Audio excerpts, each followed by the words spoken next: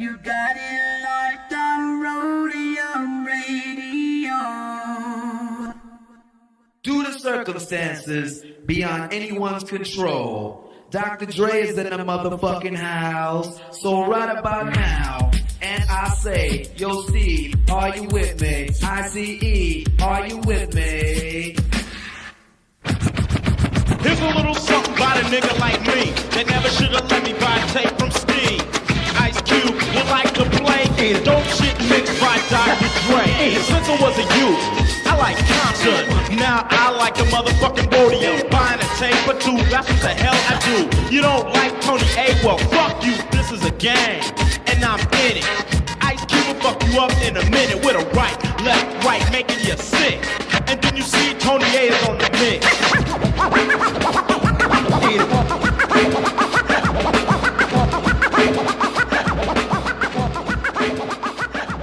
Tony A.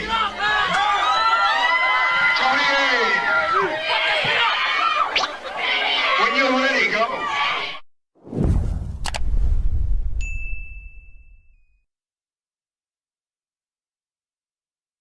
Welcome back, everyone, to Roadium Radio episode 290. And before I introduce my very special guest, the one you guys all been waiting for, some minor announcements. Once again, me and Norris were live last night.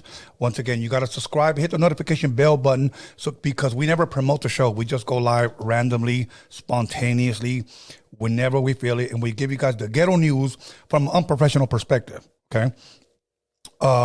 Then we just recently had other special guests. We had Marvelous the other day. Who else did we have the other day? Who can remind me? Capital I Man from the group The Mexicans. You guys got to check out that interview.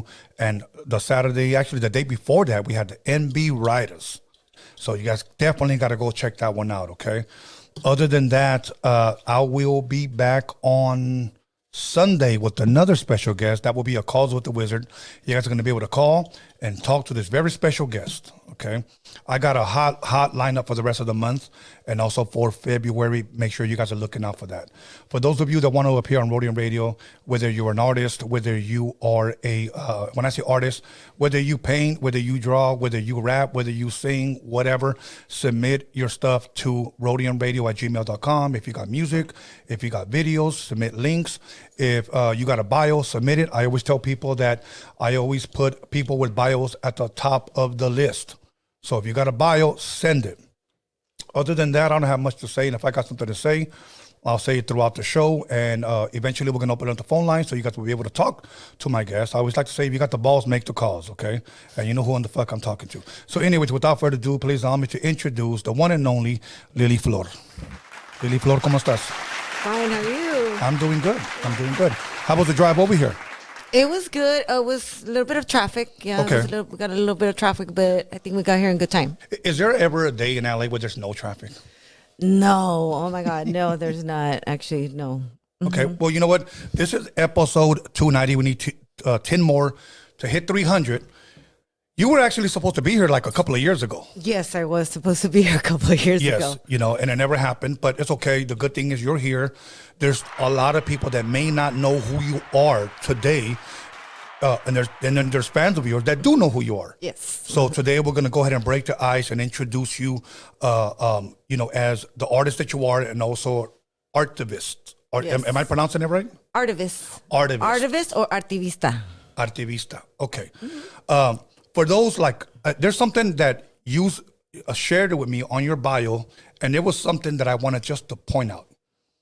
You put artivist, hybrid, visionary. Yes. Okay.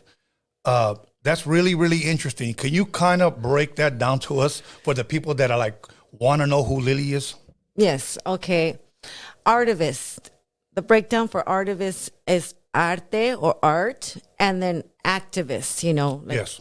Political activist, social activist, community activist. So it's a combination of two words, yes, and which are being used now even in academia. But I remember the group that I work with, which was Mujeres de Maiz. I was a co-founder of that. And actually Fe, what's up, Fe? She came up with the idea or the term artivista. I remember it was her, like she just likes to play with words, and so she started using artivista, and now it's very mainstream where a lot of people are actually using it, artivist, and there's also books written about written about being an artivist, and so it's an art and activist. So I started in community organizing, and then I started painting. Okay. But actually, I painted, but then a kind of little mix of everything. Okay. Well, I'm glad you explained that, because there were people that weren't sure who you were, and they were like, who is this? And I said, you got to tune in to find out. I always tell these people this, tune in to find out, okay? One thing here that I am happy that we created here at Roadium Radio, and I don't take all the credit, I also credit my team as well, is that there are a lot of people that never, ever get their shine. They never get their love, okay? They never get their flowers. Mm-hmm. We just kind of hear of them. We see them on social media, but we created a platform where the fans or the people finally get to see you speak and share what it is that you do, okay? Yes. Now, let's go back to the very beginning. Where originally are you from? Where did you grow up at? I grew up, different places, but mainly I actually was born in East LA, East LA. But actually, I grew up in South Central most of my life. Really? South Central, Mid-City. Yeah, I'm from South Central. Yo, what's up, LA? But I grew up South Central, but there was a part of my life about like 5 years of my life when I was like, because I remember the schooling, which was with 4th to 8th grade. And then from high school, we moved back to Mid-City. Between those 5 years, we moved to a place called City of Commerce. I don't know if you know. So my mom tried to give us a better life, and it didn't work out, and we moved back to the hood. That's what happened. You know? Okay. Now, you come from a big family, a lot of brothers, a lot of sisters? Oh, yeah. One of my bros right here. What's up? My brother Oscar's right here with me. Yeah, so, yeah, I have a good amount of brothers and sisters. We're all spread out. Okay. Now, so mainly you would say South Central you grew up in? I would say that's pretty much mostly, if you count the years of my growing life, that. Okay. Now, if you don't mind me asking you, elementary, junior high, and high school?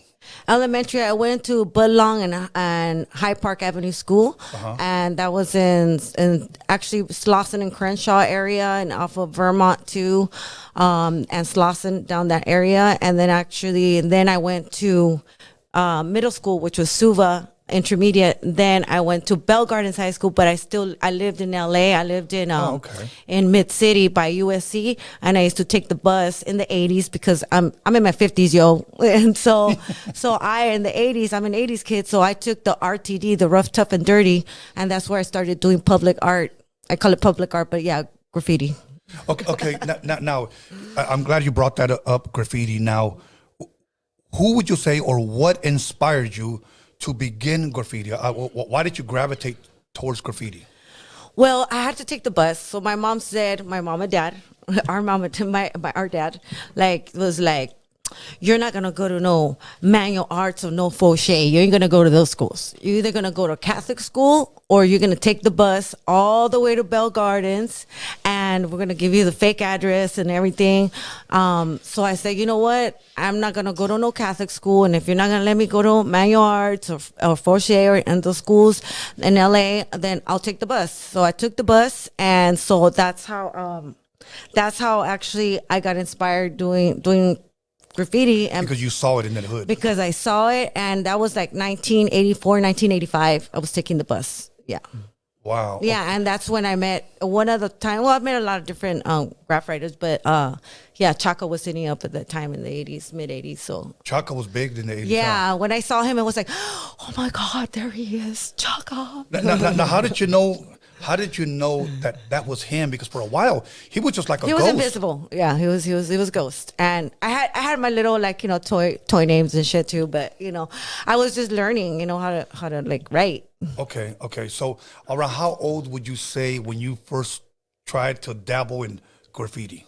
Like actual spray can, I didn't till later. Until maybe I was about 18, 19. Okay. And back then we didn't have like Montanas and shit. It was the crayons. It was like, you're gonna press.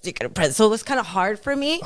So I just took to like writing, Markers. scribing, markers, all that, and then just learning how to write like that. And then later I tried it a bit, and I did do some runs, some hit ups with some friends, but mostly I did more fillers and like lookout and like more drinking and partying and That'll work. and that's what I did, right? And then I just picked up the brush. Eventually, that's what I started doing. Now, before the graffiti, before the tagging that you did, were you into art already?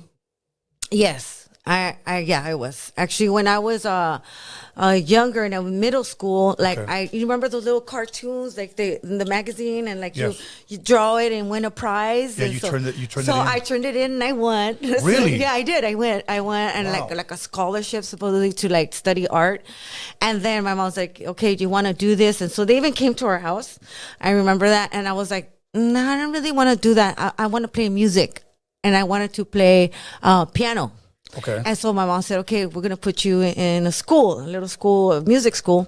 And so she did. And then I was excited. I'm going to play the piano. And then they busted out with an accordion. And I was fucking pissed. I was like, I don't want to do the accordion. And so they're like, "You got to do this. And then we'll move you up to the piano." And I was like, this is bullshit. And so in my mind, right back then. And then my dad, he dusted off this old accordion that he had in the garage, and he gave it to me. And I tried it, and it was just so big, and I just gave up on it. I just said fuck that shit. And I didn't do art or music for a minute. Really? Okay. Now, when you said in junior high school, because today they call it middle school. In junior high school, what type of art were you into, or would you say you would draw or whatnot? The what?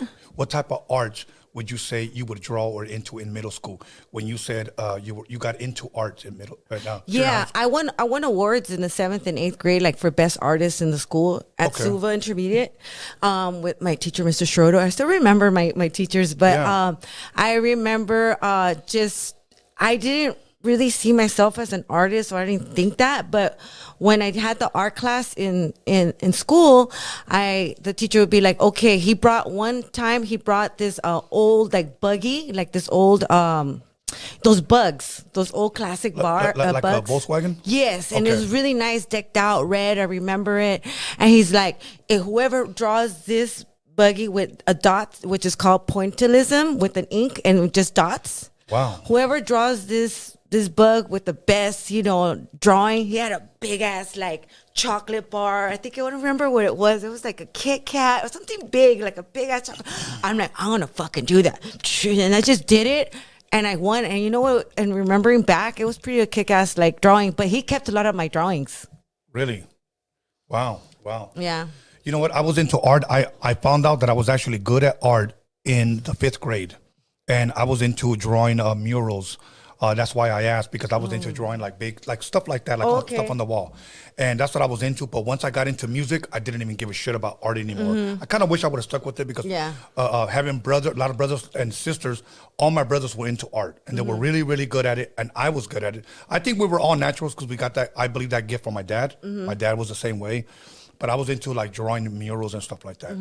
But then I got into DJing at 11 and 12 years old. And all I cared about was music and girls at the time. I didn't care about art anymore. So you went from drawing in school to eventually tagging, and then you said later in your teen years, you got into graffiti. Okay, now. Well, that was after middle school. In high school, that's when I did the whole tagging and graffiti. Okay, yeah. Hip hop, that's when all that came. Now, I know you said from seeing it, pretty much like in the neighborhood, you saw the graffiti. Did you ever have anybody to teach you or to show you how to bomb? I guess we used to call it bomb back then. Bombing, yes. Yeah. Back then in the 80s, no. I just hung out with different crews, and I did, just did the busting, and then did the ditching days at the California Theater and HP on Tuesdays. I did that. And it was mostly for me partying and drinking and ditching in high school, you know what I mean? Yeah. And just, just fucking around, but I didn't really think it was something that I was going to do, or something, I'm going to go do a bomb or whatever. It wasn't anything like that. It was more for me survival too, because back in the day, I took the bus from South Central, and I went to school in Bell Gardens, Right. So for me, it was survival from one neighborhood to another neighborhood too, So it was just entertainment for me at the time. Yeah. Yeah. It was something to do. Our parents at the time were grinding, and so I was trying to just have fun. Yes. Yes. Now, art, or should I say graffiti, is one of the elements of hip hop, whether it's graffiti, whether it's DJing, whether it's rapping, or whether it's b-boying. Okay. Yes. As far as graffiti or art, let me just use the word art. At what point in your life would you say that you decided to really take this serious and possibly to another level? Well, after high school, I went to different junior colleges because I didn't know what I was gonna do or what I wanted to do or major in or anything. I had no fucking idea. My mom just actually, when I was 18, 19, my mom took us out of the hood, out of like mid city again, because we had a drive by, whatnot, and then we went back. Back. She's like, she could take you out. So then I left, and then I tried going to a junior college and kind of just starting all over and not getting my family in trouble because I was running around the calles, in the neighborhood and doing shit I wasn't supposed to. But yeah, I did that shit, and so we moved away, and then when I moved away, I started going to school, trying to like pick up the pieces, like fuck, like I gotta get my shit together, like I can't be living the life like that anymore, and so discovering who the fuck I am and what I'm gonna do. So I went to LACC, and then I went to Compton Community College, and that's when I took a class, and it changed my fucking life. Really? And then I started doing community organizing. Well, from there, I walked into an event, which was a Mexica Aztec Mecha event. And I saw like Pancho Villa, Emiliano Zapata. I'm like, who the fuck are these dudes? And, like they're like having this panel. And I'm like, I want to know what's my culture? What am I? ¿Qué soy? And so I started, asking questions. And then this class, I took this Latin American class and taught me the true history of Latin America. And then I was like, fuck, I'm fucking indigenous. I'm Mexica. What the fuck? And so that changed my own personal identity point of view. And then I started getting politically aware, and then I started doing more community political work. So that's where I started. Okay. You said it changed your life there. Now, I'm glad you brought that up because there are people that are fans of this podcast that really, really want to dig and find out about themselves, about their culture. What's one thing that you can share to encourage someone that's watching and really wants to find out about their culture? Where would a person like that start? Is there a certain book? Is there a certain course? I mean, there's courses. You have like, of course, your basic Chicano class, like Mexican American history class in any community college. You could do that. There's also a book called Rudy Acuña, Occupied America, which was banned, but he won. They tried to ban our history here. And can you repeat that name again for the Occupied America by Rudy Acuña. Okay. El Maestro, so he wrote this book, and so it really does give you a good point of view of our history. There's also the 500 years of Chicano history. Which just has a lot of photographs and it's pretty pictorial, so it's not really like a total reading book, but it does have some stuff in it. And if you want to go deeper into the cosmology and the Nahuatl and the whole like our indigenous cosmology, or what we say spirituality that's mixed in that, then you could read like Miguel Portillo, and there's different authors that you could dabble into that are out there. Okay, is it okay if I were to, because your Instagram is up on the page and it's also on the description, is it okay for the fans to possibly want to reach out to you on Instagram and ask you some of these questions, like what kind of book would you recommend, or are you open for that? Yes, I am. Y'all, if you're listening, definitely I'm always open to answer questions and help out with that, send you some information. I'm all about like community upliftment, it's about, helping each other out to just have a better understanding of ourselves, man. We're, sometimes we don't fucking know. I mean, we got to know this and share this information with each other. That's why your platform, I think it's like really important too. Thank you. Now, your parents, are they originally from Mexico? Or? Yes, my parents eran Mexicanos. Mi mamá y mi papá, they already left this this plane and then the spirit world. But my dad, el originario, was from Michoacan, and my mom from Jalisco. But my dad also grew up part of his life also in Manzanillo, that area, in Colima, around there. Now, when you started tracing back, and correct me if I'm wrong, because I've studied a lot of ancient history, and where I shamefully admit I never really sought out my own history or culture, okay? Yeah. And that's why I'm glad you're here.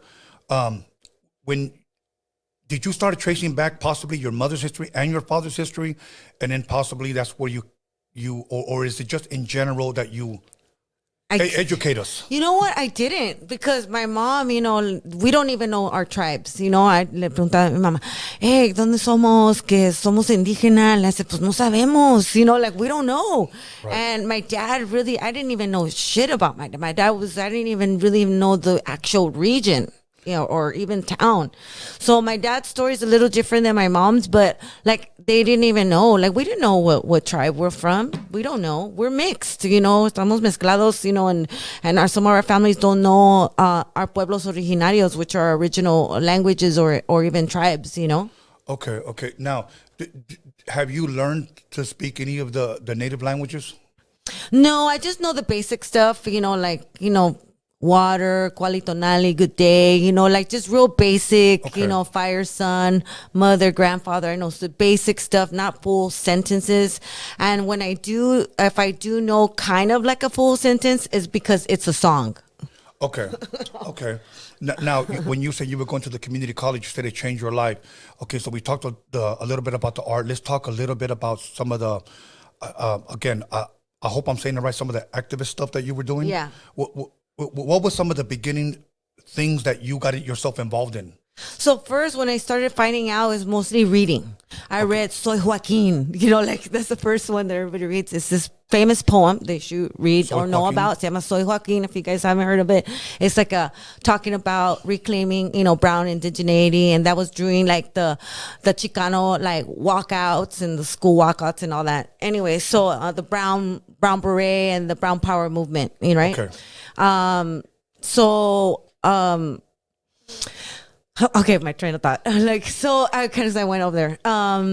So the brown power movement, that's where I just started getting information. Really, that's where I started. I didn't really start community organizing, but I started like getting myself familiar with who was doing what, right? Okay. And then eventually I started doing like United Farm Worker, like handouts and like finding out about Cesar Chavez and all that stuff, right? Even though Cesar Chavez was so controversial, but that's a whole story.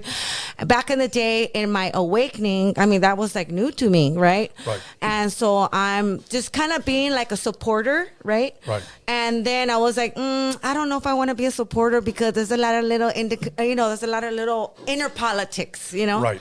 And so I was like, I don't think I want to do that. And so then eventually I just was doing my own shit. I was just still doing Lily and trying to figure that out. And then the Zapatista movement came around in 1994. I started learning about that. And then I totally got into learning about the Zapatista movement. And then I did a takeover of a building in downtown LA in 1995 with a group of people, which some people that you probably know about. When you say take over, like, can you kind of give us a picture or an example of what does that mean? So I worked for the Conservation Corps at that time, and I was doing teatro, and I was doing theater, singing and dancing, and I was doing like touring around the schools, LAUSD, because I was an artist, so artists hang out with artists, right? Yes. So I got hired from Carmelo Alvarez, which he was the OG from Radiotron. He's been here twice. Yes, he's my older brother, uncle, and mentor. Awesome. Yeah. So I actually got hired through him, because we knew all the graffiti writers, hip hop, and I was also a break dancer, like pop locker. I wasn't really a break dancer. You did all the elements, huh? I was more because that was my shit, Yeah. I went to the Roadium, but my mixtapes came from the Sloss and Swap Meet. Okay. Those were my stomping grounds. I looked hip hop when the 80s, I had my Adidas, hard shell tops, biker shorts, cords, Cortez. I had to crop top, all my shit, fucking iron-ons back in the day, fucking All the bombing, yeah, all airbrush. that shit, you know. So I did all that. And so the hip hop through Carmelo, I got hired to do this program. And so I was doing art, you know, and dancing and singing and all that. And then we took over with Carmelo. He protested an injustice of affirmative action because he wanted to start a garden in East LA at the Conservation Corps. Yes. And they told him, no, you can't do it because we already hired somebody. And they're like, who did you hire? So they hired this white lady from, I don't know, fucking Connecticut or Cincinnati. And she happened to be the niece of one of the founders there, which was Nikki Cantor. Okay. And he wrote GATT, you know, the same people that wrote NAFTA, the North American Free Trade Agreement. Okay, this is big, you guys, because this is fucking some serious shit. This is how they fuck us over, right? Please share with us. So this organization, the Conservation Corps, they did this program called also the Clean and Green. You guys seen them in LA, right? They have these dicky pants with like these, they almost look like jail fucking uniforms, but they're almost like even janitor uniforms. So they make them fucking clean, fucking do little like leaves and shit on the wall. And we're like, fuck that. Our people deserve more, right? Yes. And so he wanted to do this program, and they said, no, you can't. And they already hired this fucking lady, and he was in a meeting. He was saying, well, you know, affirmative action, what's up? You know, he's, oh, no, because she's a woman. No, but she's fucking white. You know, it's still like a inequality happening here. And so homegirl got pissed in the meeting, and she fucking threw a marker at Carmelo. No shit. Yeah, she did. And so then Carmelo became the bad guy, right? Because they're protecting the white lady. Yeah. And so they wanted to escort him out, and he's like, no, fuck that. I'm gonna stay here and I'm gonna protest. So he fucking decided he's gonna fucking sit there in where the garden was at in East LA. And so he's like, he had one phone call, and back in the day we had like a phone booth. Remember back in the you put money and shit, you made a phone call. So he's like, they're gonna call the police, I'm gonna call Lily. So I was in the office in downtown on 4th and Bick, so we had our office there at the Archdiocese building in downtown across the street of what's his name, Prince's Glam Slam Club. That's where we were at. That was the office. So he calls me. I answer the phone. At the time, I also worked with Will Dog. You know, Will Dog from Ozomatli. He's my homie. Yes. And so, like, he did part of the takeover, too. So then he called me. He's like, hey, you know, they're about to arrest me, Lily. Get everybody fucking ready. Whatever you do, don't leave the building. I was like, all right, it's fucking on. And so fucking we locked it all up. Then we made signs. We went over. We protested and everything. And then we said they arrested him. Then we got the lawyers. We already had everything in line check. The Lawyers Guild and people. He got bailed out. But what we did, we took over the building. We said, fuck you guys. We're taking over the building. This shit's ours. Yeah. Right? And they're like, what the fuck are we going to do? So the city of LA was scrambling because they wanted to come in with the Batarang, right? Shit. At one point. So then this is a history. And actually, people have written about this in their dissertations. And there's The Battle of Los Angeles by Victor Viesca, a professor in Cal State LA, and a good friend of me, mine homie. He wrote a book on part of the book too. And there's other books by other people that have written about this history. And that's where Ozomatli was born out of, actually. Awesome. Yeah. And so, and Black Eyed Peas was there. Like, I know, these are my friends that I knew from way before they became famous. Awesome. Yeah. And that's why I told you I would produce shows, and that's where it came from. But so anyway, so we took over the building. They wanted to come in with Batarangs, and then it was like 6 of us. Okay, it was Carmelo, Will Dog, myself, Robert, Mercedes, and her brother. It was 6 of us, okay? And we're like, we have all of LA, the fucking youth. We're going to take over. We're telling the city. They didn't fucking know shit. Right. So we're talking fucking desmadre, right? And Will, because he's a white guy, we used to fucking use them as, you know, he knew his privilege. So he's like, I'm going to be the white guy, so I'm going to go and talk shit to him. And I'm like, all right, what do you want me to say? So we tell him what to say, shit, right? So then I get on the phone or whatever, because they fucking hated my guts. So I was like, fuck you guys. We're going to fucking take over this shit. This is ours, right? We have all of LA is going to fucking come and fucking, we're going to take over the shit. They were scared. See, but that's the attitude we need to have.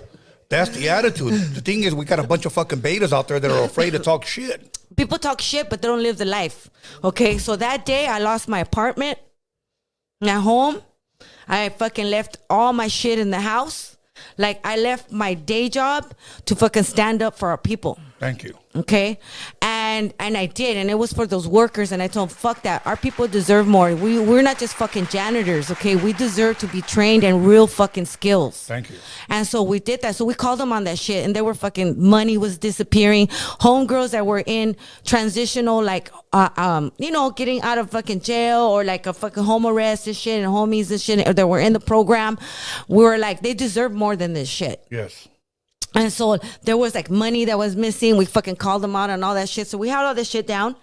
And so they wanted to come in with batterams. And so what happened was we declared the UN nation, the United Nations state of war law that you can't come inside of a church.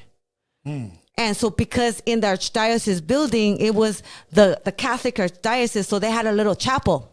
Yeah. So we did a declaration of war that they couldn't fucking come in. And they didn't. Wow. Yeah, so they didn't. Then we went to KPFK, the radio station, and different news media. There's articles. There's stuff on that if you look a little, research it. We called the news media, the outlets, and they did reports. The LA Times did one too. They made Carmelo kind of look like he's kind of this cult leader. It was bullshit. That was all bullshit, but they wanted to make it look like that. So at the end of the day, we did gather a bunch of organizations and people that were all spread throughout LA. And we got them together. We gave everyone on the second floor, we gave them all free offices. We had conferences. We had all that kind of people came through, and they knew we had to take over, so we had people coming. And then people started coming. Then, because we didn't have nobody, it was just bullshit. And then people started coming. They heard word of mouth. That was before the internet, before all that. We made phone calls. We did faxes. We were faxing. Yeah. And back in the day.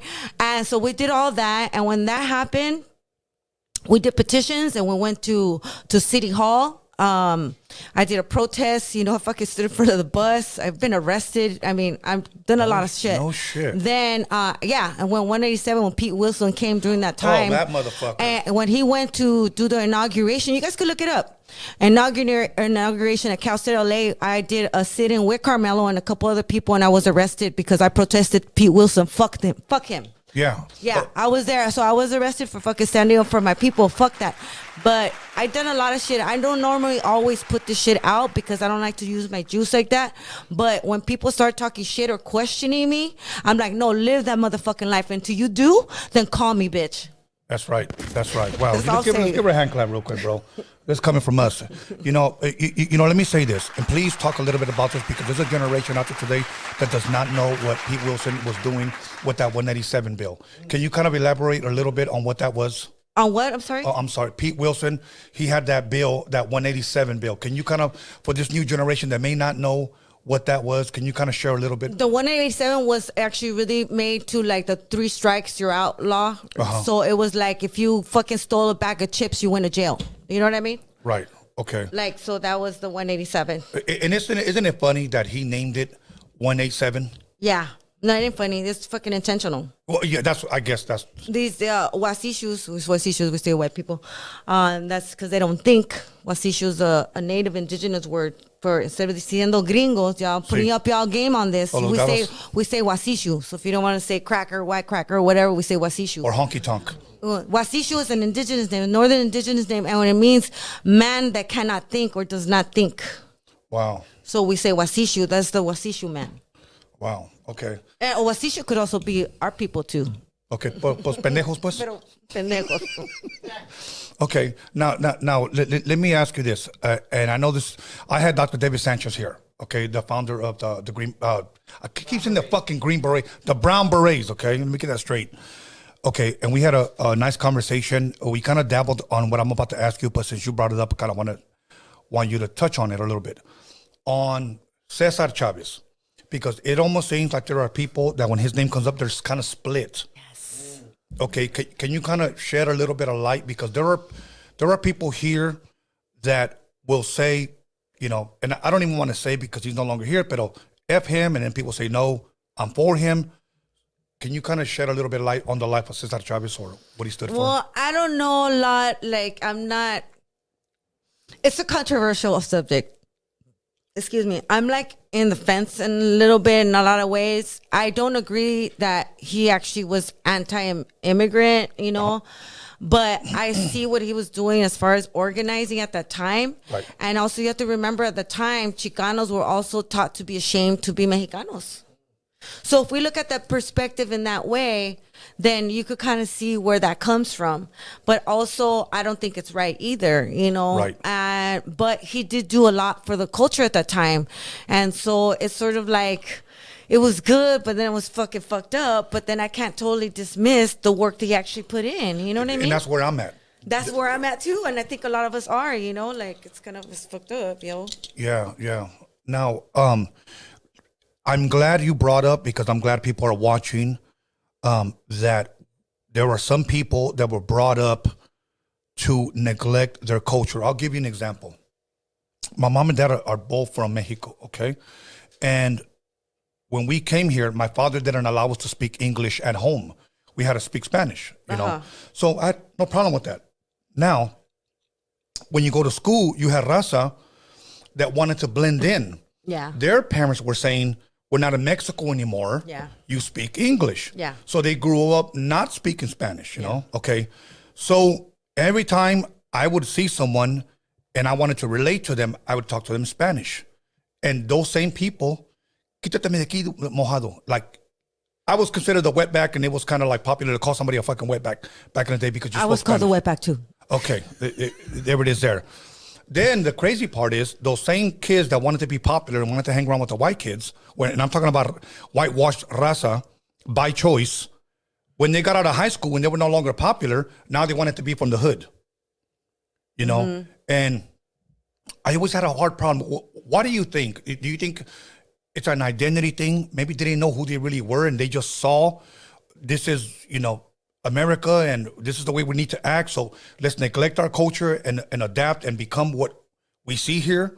What do you think it is, if anything, that people, why did they neglect their culture?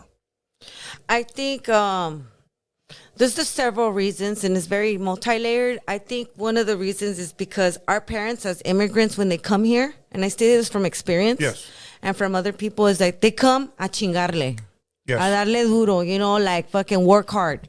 Like whether it's selling oranges in the corner, fucking working in a factory, whatever, fucking construction. They come to work to make that money to send back home, you know, and to survive. And so I think when they had kids, it's like they had kids, they were just like, go to school, do better than I did. I didn't finish school, no terminé la escuela, you know, tú termina la escuela. Y tú haz mejor que yo. You do better than I did. Yes. And so to them, it was like, because they were discriminated on, like speaking Spanish wasn't a thing for some first generation. For me, first generation, my parents were, aquí es el español se va a hablar. You know, like why Spanish was my first language. So, likewise. So like I grew up very Mexican, even thinking I was from Mexico, because my mom used to tell me, tú eres mexicana de Mexico, and I used to always say I was from Mexico. Yeah. So I was grew up like that, but other people that I knew and observation, you know, is that that's actually what happened, you know, and also not only that, the other layer is that the system is so racist and colonized that they were like, you couldn't take a burrito to school. You couldn't talk Spanish. You know, you couldn't do these things. So it's like the shame culture and to assimilate into American culture. And so we weren't taught our history in schools. Yes. We're not taught even to this day, we're not really taught our history. No, you know what? I'm glad we're talking about this simply because I think that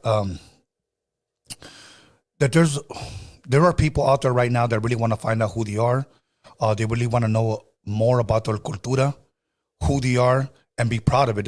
I believe that there's a lot of people not proud of who they are, you know, because I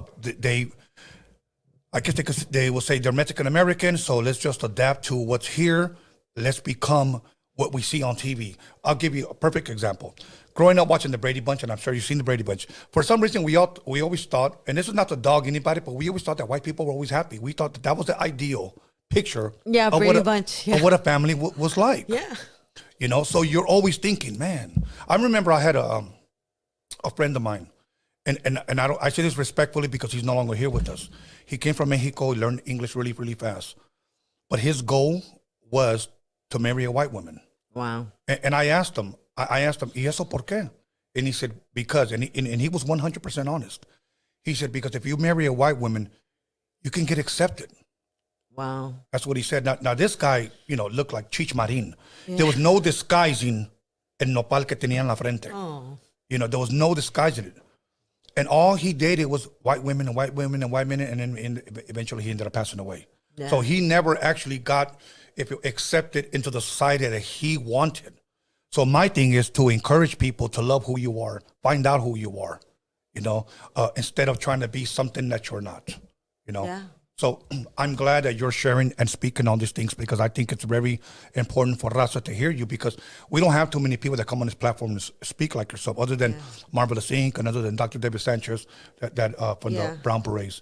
Like what you're talking about is like, that's where I came. Well, it's not a term that I did, is a hybrid visionary. And I got the hybridization from that. From the mixing of cultures, ni de aquí, ni de allá, not from there or here, trying to find our place, right? So it's a hybrid of who we are, a hybrid, a mix of everything.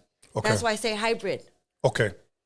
Ni de aquí, ni de allá, but like everything, a mix of everything.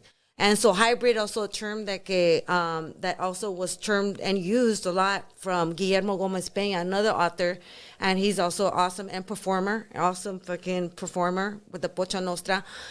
He termed that using hybridization and the cultura from the border and here.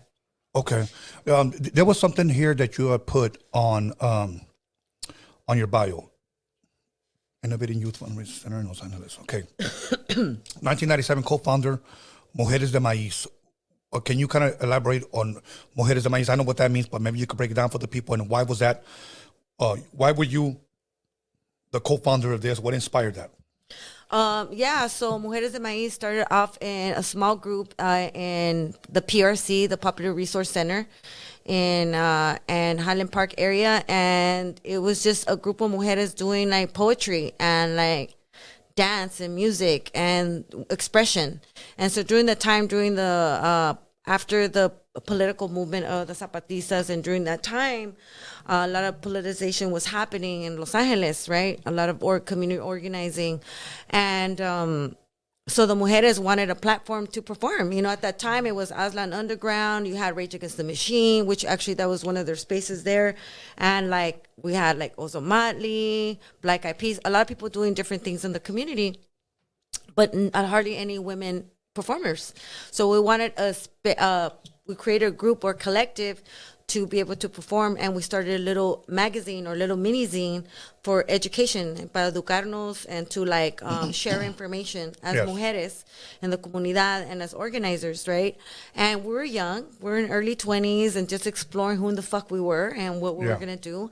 And so we started this organization that grew now we have over 110,000 followers on like on our Instagram and our website, and we have almost 30 years of work here in Los Angeles and globally. Wow. That's awesome. Yeah. That's awesome. Now, if somebody wanted to look you guys up for a little bit more info on that, where can they go? Yeah, you could go to Mujeres de Maiz at our IG handle or Facebook. And also we have our website, www.com, mujeresdemaiz.com. And so we do events and free programming to the comunidad. And so for women and children and also their extended families. Yes. And so we do like workshops on healing, curanderismo, herbs, moon circles. We have moon círculos.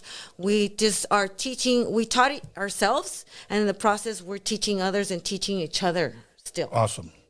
Awesome. Okay, and then right here it says, a decade later, she received her BA from UCLA, World Arts and Cultural Studies. Want to talk a little bit about that? Yeah, I went to UCLA. I graduated there in my 30s because I was doing so much organizing and just doing shows at this time. Still, I was doing a lot of work, and I got to one point in my career where I couldn't be more lucrative in dinero, so I went back to school and I got my bachelor's from UCLA.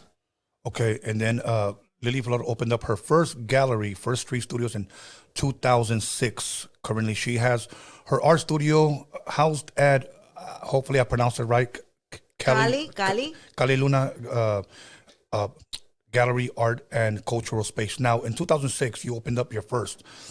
Is that still open or no? That one's closed. That one I closed it down. Then I moved my satellite to my home and a home studio kind of thing, more private. And then now I have an actual commercial space that I have my gallery and showroom. And I only do pop-ups. I don't do constant opening. I only do pop-ups. So look out for my pop-ups. So yeah, I do those kinds of things there. Okay, make sure you guys follow her. You guys, her Instagram is on right here on the screen, and also it would be on the description as well for you guys to follow her, DM her, and ask her whatever you guys need, whether it's books, whether it's information for her next pop-up or whatnot, or about her art. But let's talk a little bit about the art, because you said you eventually went from tagging to bombing and then eventually to the paintbrush. Yeah. When did the paintbrush thing start for you? The paintbrush actually started even before bombing, because I didn't even bomb. I just did fucking fillers. I tried, but I didn't. So that's why I picked up the brush. So I started doing brush work in the 90s. And then that's at the Peace and Justice Center, actually. And that's when someone came, and she was, her name is Isis, was Penny back then. And she was like, you should be painting. And I was painting a wall. And I was like, no, I don't want to be. And I always sketched and did those things. I just didn't pursue it. You know, Yes. I had my little sketchbooks and writing poetry, doing all these things. But I was like, no, and like I don't have paints, I don't have brushes. And then the following week, she brings her art mentor, her teacher, to come and look at my art. Okay. And then he was older, and he goes, you should be painting. And I'm like, no, I don't have time. Yeah. You know, I don't have supplies. And then the next week he comes with the crate of brushes, paints, and like 8 gessoed canvases. And that's where it started. Really? Wow. Yeah. Now let me ask you this. Did you learn to get good, or would you say you were a natural? I kind of learned to get good, I think. I was a natural too, I think. Okay. But I learned to get good too. I mean, I don't know. I wasn't like a genius or anything, or a Now, as far as kid. painting, is there anybody out there that inspires you today? Like, this guy's good, she's good. Anybody out there that you care to shout out as far as like, these are some of the artists that I like? Oh, current artists? Yeah, current. Oh, I like a lot of current artists. In the Chicano world, or just any world, any world. These are my friends, the Yes. people I look up to, That's and fine. elders too as well. One of them that I like a lot, of course, the old school OGs from the 1960s and 70s that opened the door to Chicano art, Awesome. which is Willie Heron. You have Patsy Valdez, and then definitely, and I know it wasn't her time, but maybe around that time, Paula Lopez. Yolanda Gonzalez, and there's different artists too that are still now current that I love, but those are the OGs for me that are like my mentors and I look up to and I admire as well. Okay, now let me ask you this. Do you know, because they've been here before, I think a couple of times, Antonio Pelayo? Are you Yeah, I familiar know with him? Antonio. Yeah. Okay, yeah, he's been here. His son Isaac. He was trying to get me in his show. Shut up. All right, Antonio. Okay, Okay. let me have a spot. He's been in his show. Okay. A lot. Okay. And his son Isaac is also really, yeah, really good. Yeah, they're amazing. Yes. Yes. Okay. So now, okay, let me go down here. Okay. Her workshops weave various subjects such as spiritual, urban environments, women, children, indigenous, cosmology, and cultural. Now, when you say spiritual, what do you mean by that? Spiritual is not religious. Okay. So it could be really, I say spiritual, and I put that because I'm not a religious person, and our ancestors, we didn't practice religion. Right. Our practice is our own spirit. Okay. So when we say spiritual practice is whatever you practice. This is your spiritual practice right here. This. So it's your temple. Your body is your temple, and your mind and how you think. So the spiritual practice for me in that terms of workshops is like whatever you take from it is your practice. Okay.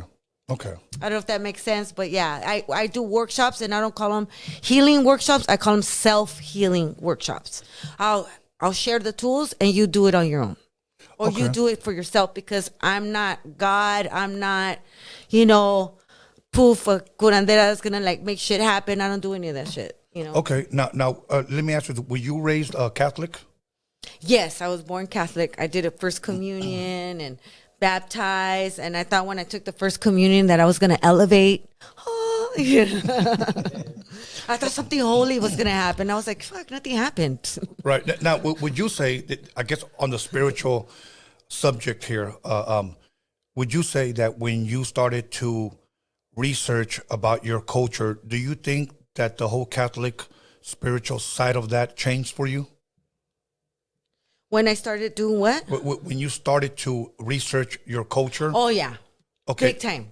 Okay, now for the people that may think, why? If that's part of our upbringing, what would you say to them? Like, what made change for, like, I'm no longer a Catholic, if you will?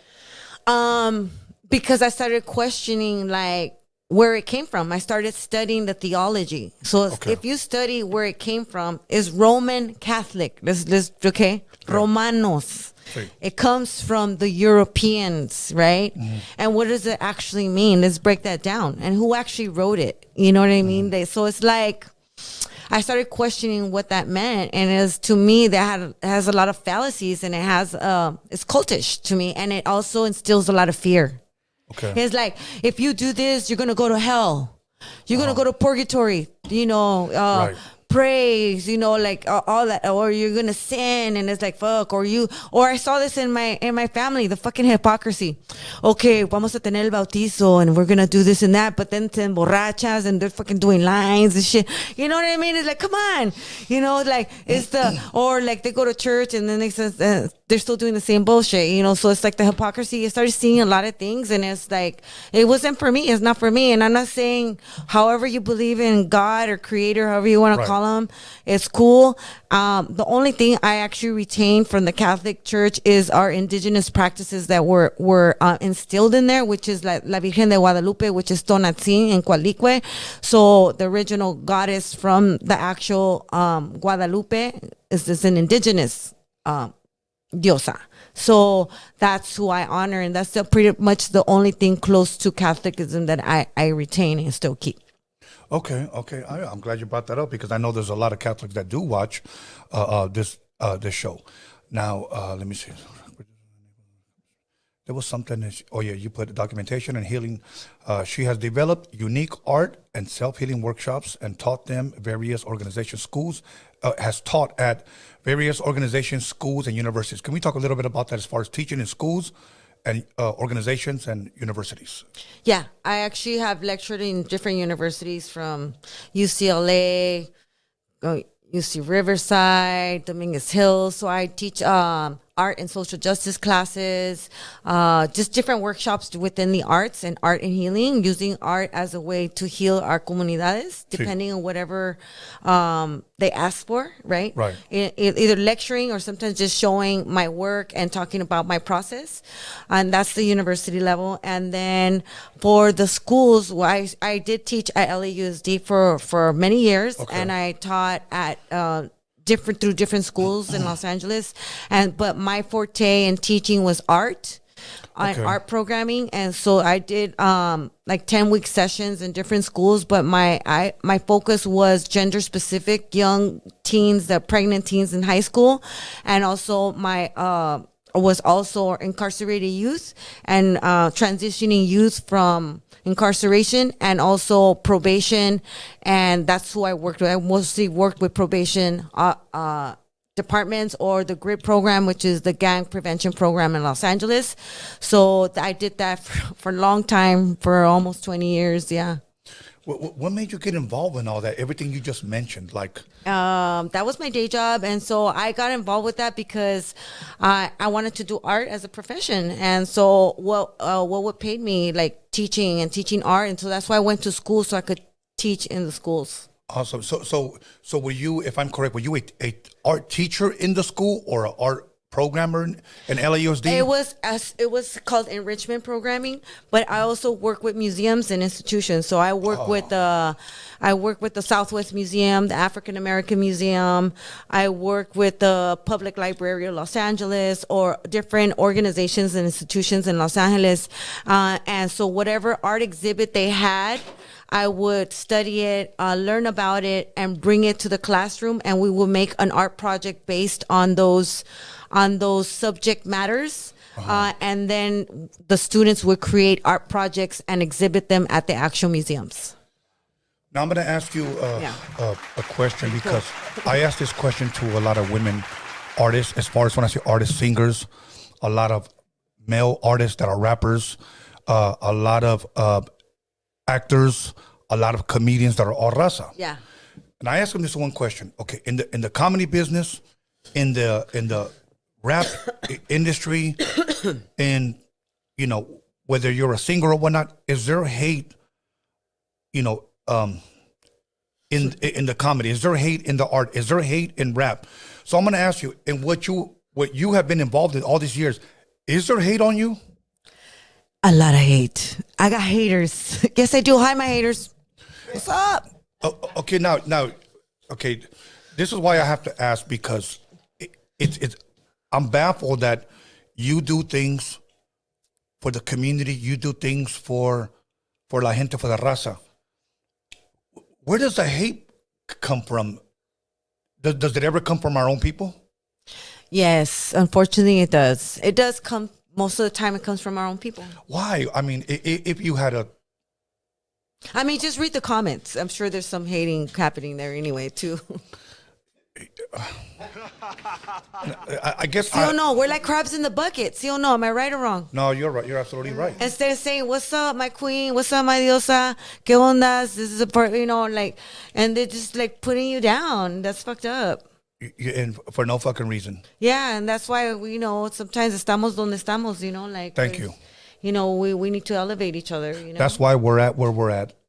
Because we fucking hate on each other for no fucking apparent reason. Yeah. Just to say some bullshit. And if you want us to talk some shit, show me your resume. Show me your receipts. That's it. That's what I'm saying. Okay, now let me ask you this. Now, as far as... I see you have Diosa right there. For the people that may not know what that is, what inspired that, and what does that mean? I know what that means, but for the fans. Well, I did. I have a line called Diosa, and then Diosa Magic, and so that's my little side project, y'all. And it's about just embracing the Diosa in you, and the chingona, the poderosa, and definitely not a fucking mentirosa, but Diosa poderosa. Biatch. And this is a power, because we have words are powerful. Yes. Like when you lie, it's very powerful. Yes. But when you say positive things, or they're powerful. Words have power. They travel, right? They have power. So Diosa, I claim the goddess in me, right? Like y'all, you're men, right? Ustedes son hombres. Ustedes también son dioses. You know what I mean? Y'all should have a line called dioses. Anyway, so hey. I need credit on that. So, like dioses, y'all, men also are gods too. We all have a divine God in us, because at the end of the day, when you do something and action is reaction, who makes the decision? Yeah. Who? You do. Yes. So you're your own God. We create and we pave our own roads. We get choices. So we are our own gods. We create that. We create our own destinies. And sometimes we don't have control of everything. And so once we also give up, and we also give it to the universe, because we can't control the weather, right? Mm-hmm. We also have to give it to the elements of nature to guide us too. Well, some people will argue with you and say that the government controls the weather, but that's a different story. Yeah, that's a whole other story. But you know what I'm talking about. They exactly might control the weather, whatever. Fuck, control your own shit. control, control your urges. Control the shit that is going to fuck you up. We all have that choice and the thing called free will. Yeah, okay. Do you believe in karma? Is that a proper word to use? Karma is more like it comes from the Indian Hindu belief, karma, the Buddhist, but I think it's about past lives too, right? Okay. So karma, I do believe what comes around goes around. Fuck yeah, it comes around, goes around. We have a different word for it. Okay, what is it? lo que tiras se te regresa, you know, it's like a boomerang, right? Lo que avientas para afuera es lo que se regresa, right? So what you do is what comes back. We don't have an actual word, I think, per se, but karma, but we know what that actually means, right? So I do believe in that, and I believe there's also probably reincarnation, but you know what? I don't fucking know. Who really fucking knows? Right. You know what I mean? Like, I've died and came back because I got hit by a car and I saw the fucking light. So that actually does happen, you guys. A true story? True story. I got hit by a car, yes. Can you kind of go a little bit? I was about 9 years old and I was crossing the street to go to a party. It was right. 9 years old? Yeah, it was behind the SWAT meet, as a matter of fact.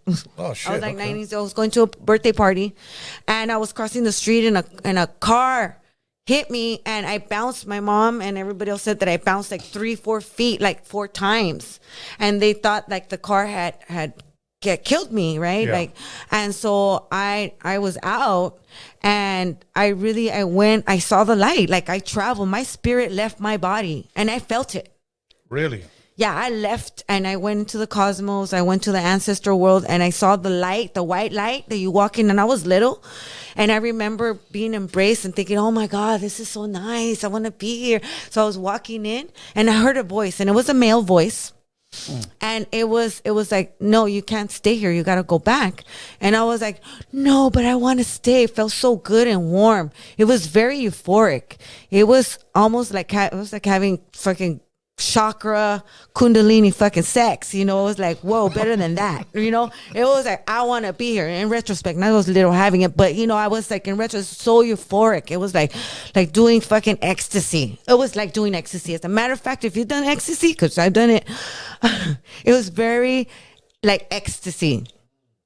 You know how you get ecstasy all touchy-feely and shit, you know, like it was like that, you know. So I went and said, the voice said, go back. So I seriously, like, I felt, and okay, I'm going to do a little action here. I felt like my body or my spirit got pushed back. Like, I got pushed. And then when I went back from the light, and then it disappeared, but it was disappearing, I went back into like this cosmic, like, comets and stars and like traveling in space. Wow. And then as I went back, I started hearing voices. Just started hearing like these voices. And then I felt my spirit go in my body. And I felt my body like move, like it settled in my spirit. And then I was in the ambulance and they were trying to revive me. My mom was crying, holding my hand. And then I couldn't, my body felt heavy and I couldn't open my eyes to tell them I'm alive. Wow. And it took me a minute to wake up. Right when I got to the hospital, I woke up. And they're like, she's alive, oh my God. And they were like doing all this stuff up in my eyes. And I was like, what the fuck happened? I'm here. And that was, disappointed? Huh? Disappointed that you were back? You know what? I was just like kind of like startled. Like, I wasn't disappointed. I was just like, what the fuck happened? Like, whoa, shit. Now, when you were 9 years old, did you share that story with your parents? No, I didn't. Really? No. Wow. I didn't share it with them. I would have thought you would have said, you know, miré la luz y alguien me habló, me dijo esto. No, I didn't. I don't remember. I was just when my mom and my dad came and my uncles, I remember, to the hospital. And I was just like happy that they were all hugging me and giving me candies. And like, you know, like I was just happy to be loved, you know? Yeah. Wow, that's awesome. That's awesome. Well, you know, now let's talk. That's a beautiful story. That does happen. How did we get there? Now, let me ask you, have you ever heard that voice again? Yes. Okay, share with us, please. Oh, my God. It's like, I don't know. Okay. I did hear this voice. The voices, I heard my ancestors, because they're ancestor voices. Okay. They're spirits and spirit guides. And now I know who they were. They were my spirit guides and my protectors, angels, whatever you want to call them. I feel that that's what they were. Okay.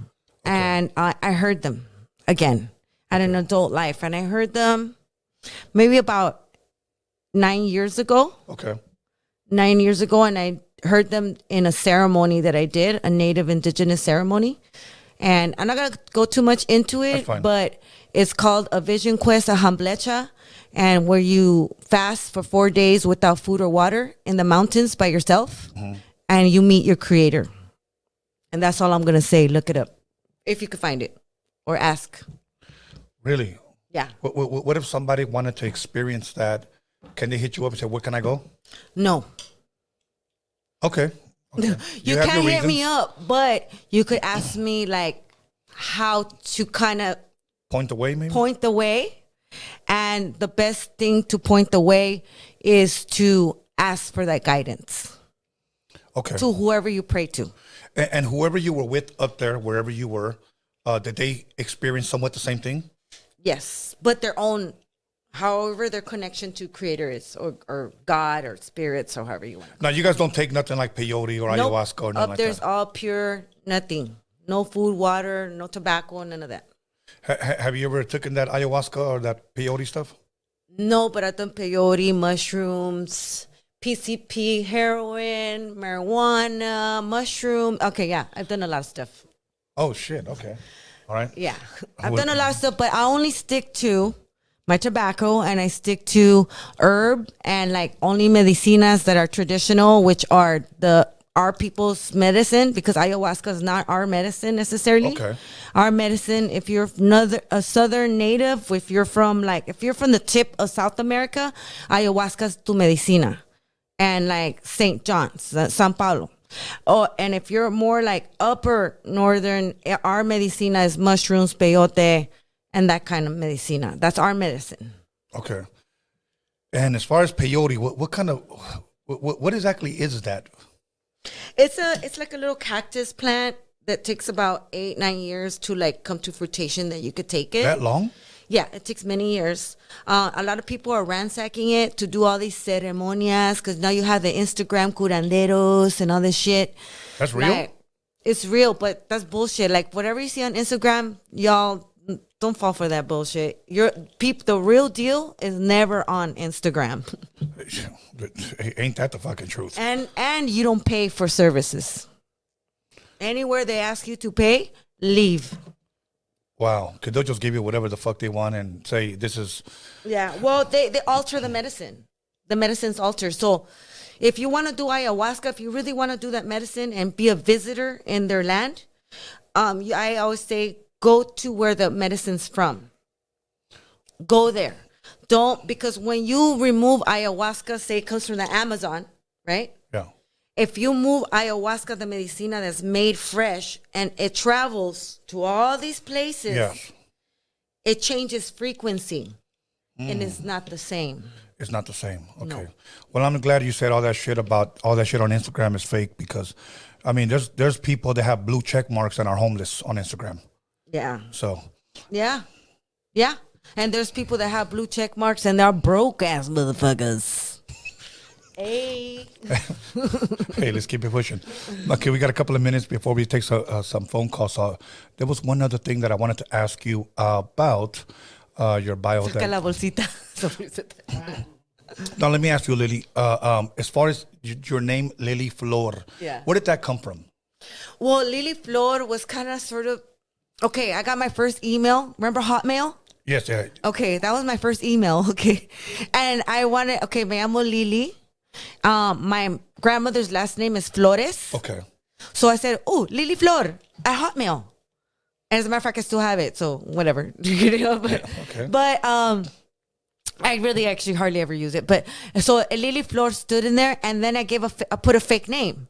So I put the name Lily Flor, right? And then, excuse me, when I did one of my first art shows, I send a submission, right? Or I would send submissions with my Lily Flor at Hotmail like address, and they would put Lily Flor on the flyer. And then I was like, my name isn't Lily Flor, I'm Lilia Ramirez. They're like, this is what we saw in the email. And I was like, no, but that's really not my name. And so they always thought Lily Flor was my name. And then after I think like it happened a good amount of time, maybe like 5 times, a lot. And they're like, well, I'm like, well, just call me Lily Flor. It's fine, whatever. I'm not gonna. Back then, we made flyers, so back then you couldn't easily change a flyer and put it online. So once a flyer was made, that's it. Yeah. So it stood Lily Flor, and so people started calling me Lily Flor, and so se me quedó Lily Flor. That's dope. That's how people know you now. Yeah, that's how people know me. Now, how far has your art taken you? Have you gotten the opportunity to go overseas at all? Yes, I actually exhibited in Peru. Okay. I painted in Mexico City. I painted in Tlalpan, and I'm painting a mural there. Water is Life. I painted in Colima and Jalisco. And I've done nationwide exhibits, and my art has traveled internationally too. Okay, now if I'm correct, your art has been in museums. Yes. Okay, can you share a little bit about that? How do you get welcome to display your art in a museum? How does that happen? Work 20 years plus, and you'll probably get asked. Okay. Or get lucky if you do, but yeah, like right now I'm actually at the Getty Museum. Really? Yeah, I did. But my art isn't up there. But I did a review. I was asked on behalf of Mujeres de Maiz to do a review of reviewing colonizer art from the colonizer perspective and break it down. So I reviewed 2 of the pieces, and so they have my quotes in the Getty Museum right now as a part of an exhibit, Decolonizing the Americas. Now when you say breaking it down, like what does that mean? Since I guess none of us probably have a major in art. Yeah. So what does it mean when you say you break it down, I guess? Okay, so what they did is they showed me a bunch of different artwork from the conquistadores and different artists that came during the time of the conquista. And you know how they used to do sketches that were like totally racist, or like they painted our people all fucked up, like, you know, and they didn't look like us, you know, they look white, or they look really. And they were serious when they did this, right? Oh yeah, they made them with little heads. They're real crazy. But those you could see some of those old drawings and sketchings, right? And so they showed us. It was a group of people, probably like, I think it was like maybe like, I would say like 8 of us. And then so I had to look at these drawings and be like, okay, and I had to pick 2 of them. And so out of those drawings, I picked 2 of them, and I had to talk about how I felt it was racist. Kind of like, you know, like break it down, like how did it make me feel? I said this, you know, one of them, I remember saying like, you know, they changed the way they did that. They made us change our history and our view of ourselves, you know. Now why they dictate history. Why do you think, if you give us your best answer, I guess, for all the years of experience and all the years that you have studied, why do you think they changed our history? Why do you think they want to deny us our history or not teaching us our real history? Oh, well, to keep us on check. I mean, to keep us like sedated, you know, to keep us not to fight back, to keep us, you know, like slaves. You know, right now, what's the modern day slavery? Okay, come on. Anybody here? Modern day slavery. Anybody back there? Yeah, that too. That's modern day slavery. Said record deals. Yes. So we have different forms of modern day slavery, right? Like for us, it's we buy things that we like and we're satisfied, and like you have your cable at home and you're satisfied. So like, you know, you live the American dream and you think we made it and stuff. But most of us don't own land, right? Right. And then those that are buying houses don't get the deeds until after they die. You know, so we don't, in reality, at the end of the day, we don't own shit, you know, so that's how they keep us slaves. But the white man, the Wasisho, they have a 500-year head start. Yeah. They have a 500-year head start. They own every fucking shit. Yeah.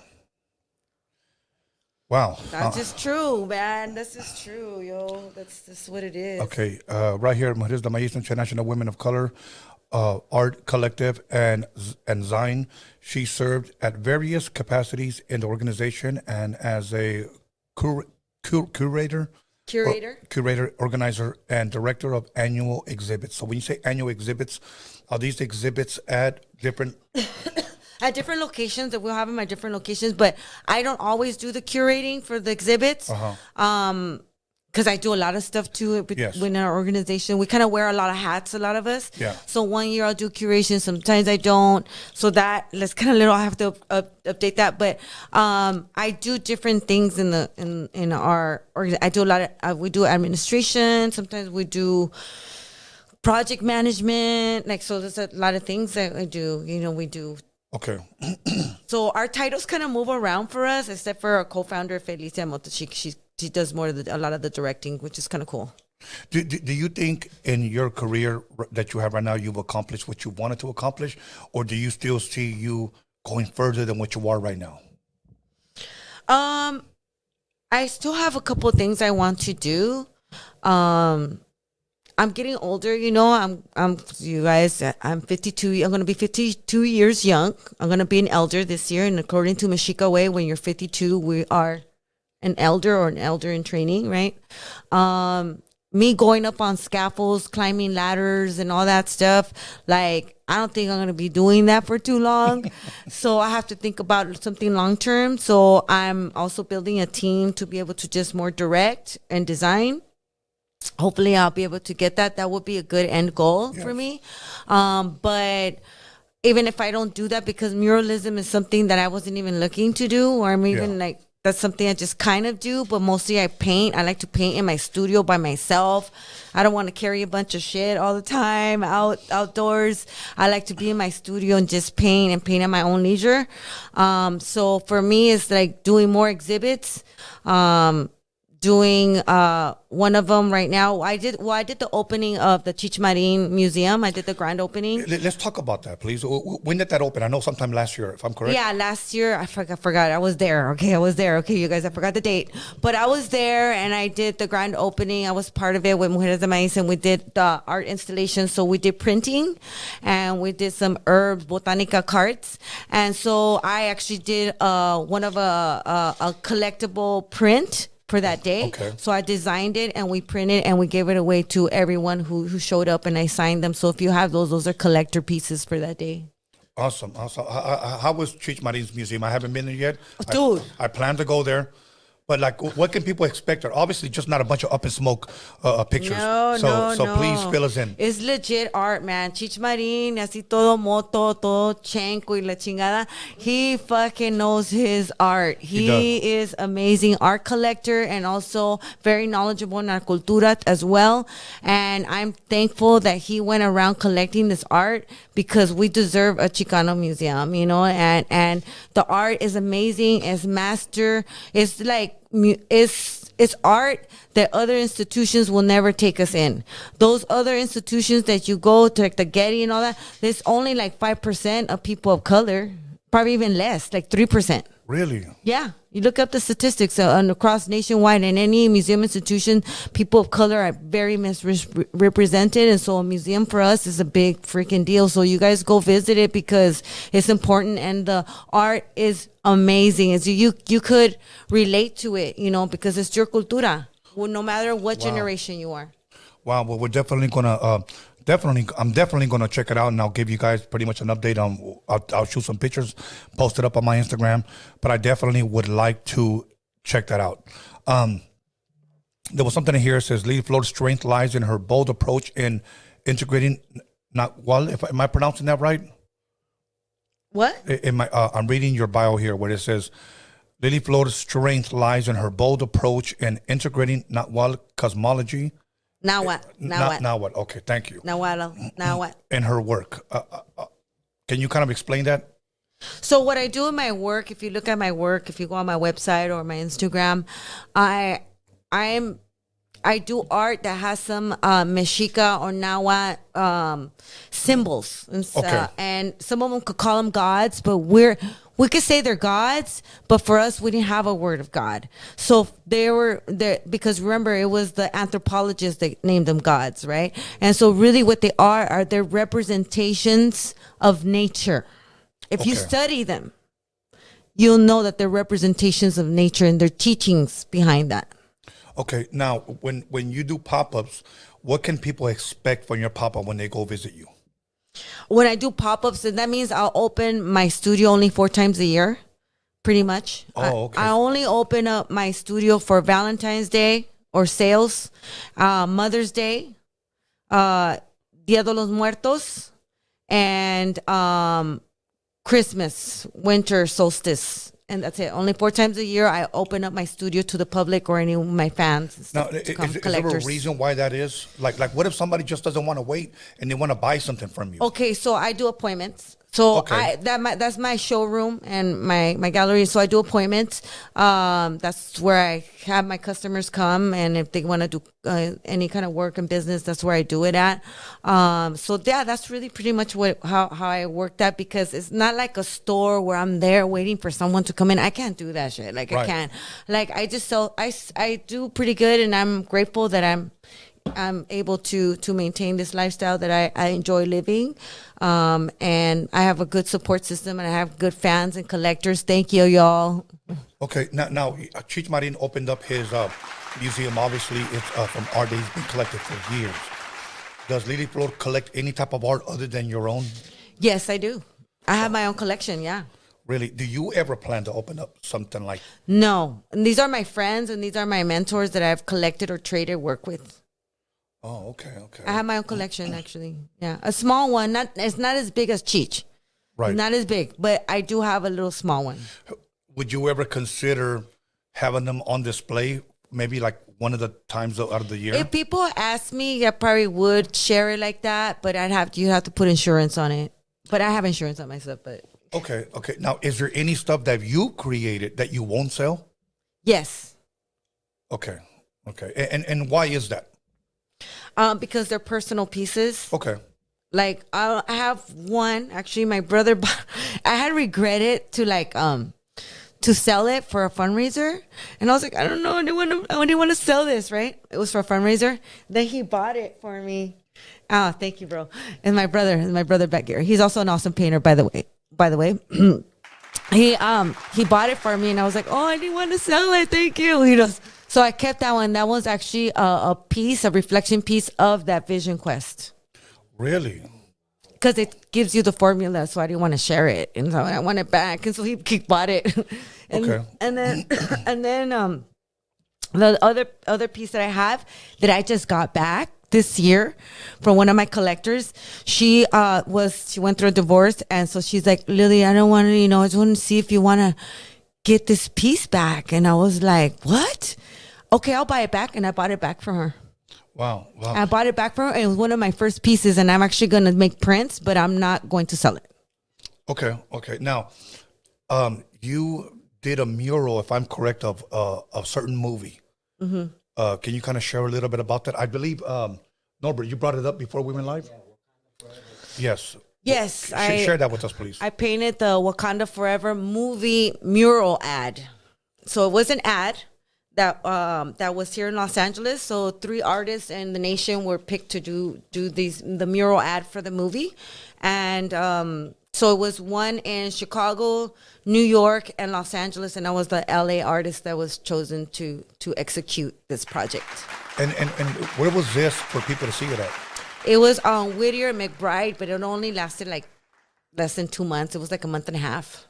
Really? Yeah, the city doesn't let you have ads up for that long, and it's considered a mural ad. It was not a mural per se, like a long-term mural. It was just a mural ad. Now, is that on your page where people can see it? Yeah, you could see the mural ad there, and then you could see it on the red carpet YouTube video. They did an interview, and Channel 7 has it on there too. No shit. Yeah, different news medias have it too. This might be a dumb question, but do you consider yourself famous? No. No, I don't. I'm not like, no. Do people see you that way, though? People come up to me, yeah. I'm embracing it now. It took me a while. Yeah. I didn't before, but now I'm learning to say yes, and I'm learning to say thank you with gratitude. It was really hard for me to accept things or to accept gifts for me. It was really hard to ask for help and those kind of things. So even accepting people, like seeing me as someone like a mentor or like getting excited when they see me. So when I'm out and people, young sisters or brothers or people like recognize me, and I'm like, at first it was kind of weird, but now it's cool. Like, and they want to take a picture, and you're Lily Flor. Oh my God. And I'm like, oh my God, she's excited. Oh, this is kind of weird, but it's kind of cool. Dope. I accept it now. It's hard for me still sometimes. You know what? I'm the same way. You know what? It's hard for me to embrace that because ever since I started doing this podcast, I started September 11th, 2019. ever since I started bringing in artists, and we've gone along a little bit more than 3 years, at least once a day, whenever I go out, I get recognized. Yeah. And it's so weird. Like I could be talking to like my homie, and then somebody was like, Tony, hey, from Roadium Radio. Oh shit, I fucking watch you. And I'm like, hey, what's up, man? How you doing? He walks away, and I'm like, fuck, he actually watches. Yeah. You know, it's like, I'm like, I trip out on that, but there's people, hey man, I like what you're doing for our people. You give me people on a platform. You're doing this, you're doing that. And I'm like, oh, okay, I'm just one guy. You should do it too. You know what I'm saying? I like to try to get everybody involved. Yeah. You know, like I tell people, look, now we have technology. I almost see this Roadium Radio thing like a television station. Okay. Yeah. People get to get up and close and personal with the person that I'm interviewing, and also with me as well. And I could do whatever the hell I want and interview whoever the hell I want. I would never allow anybody to fucking dictate who I'm going to bring here.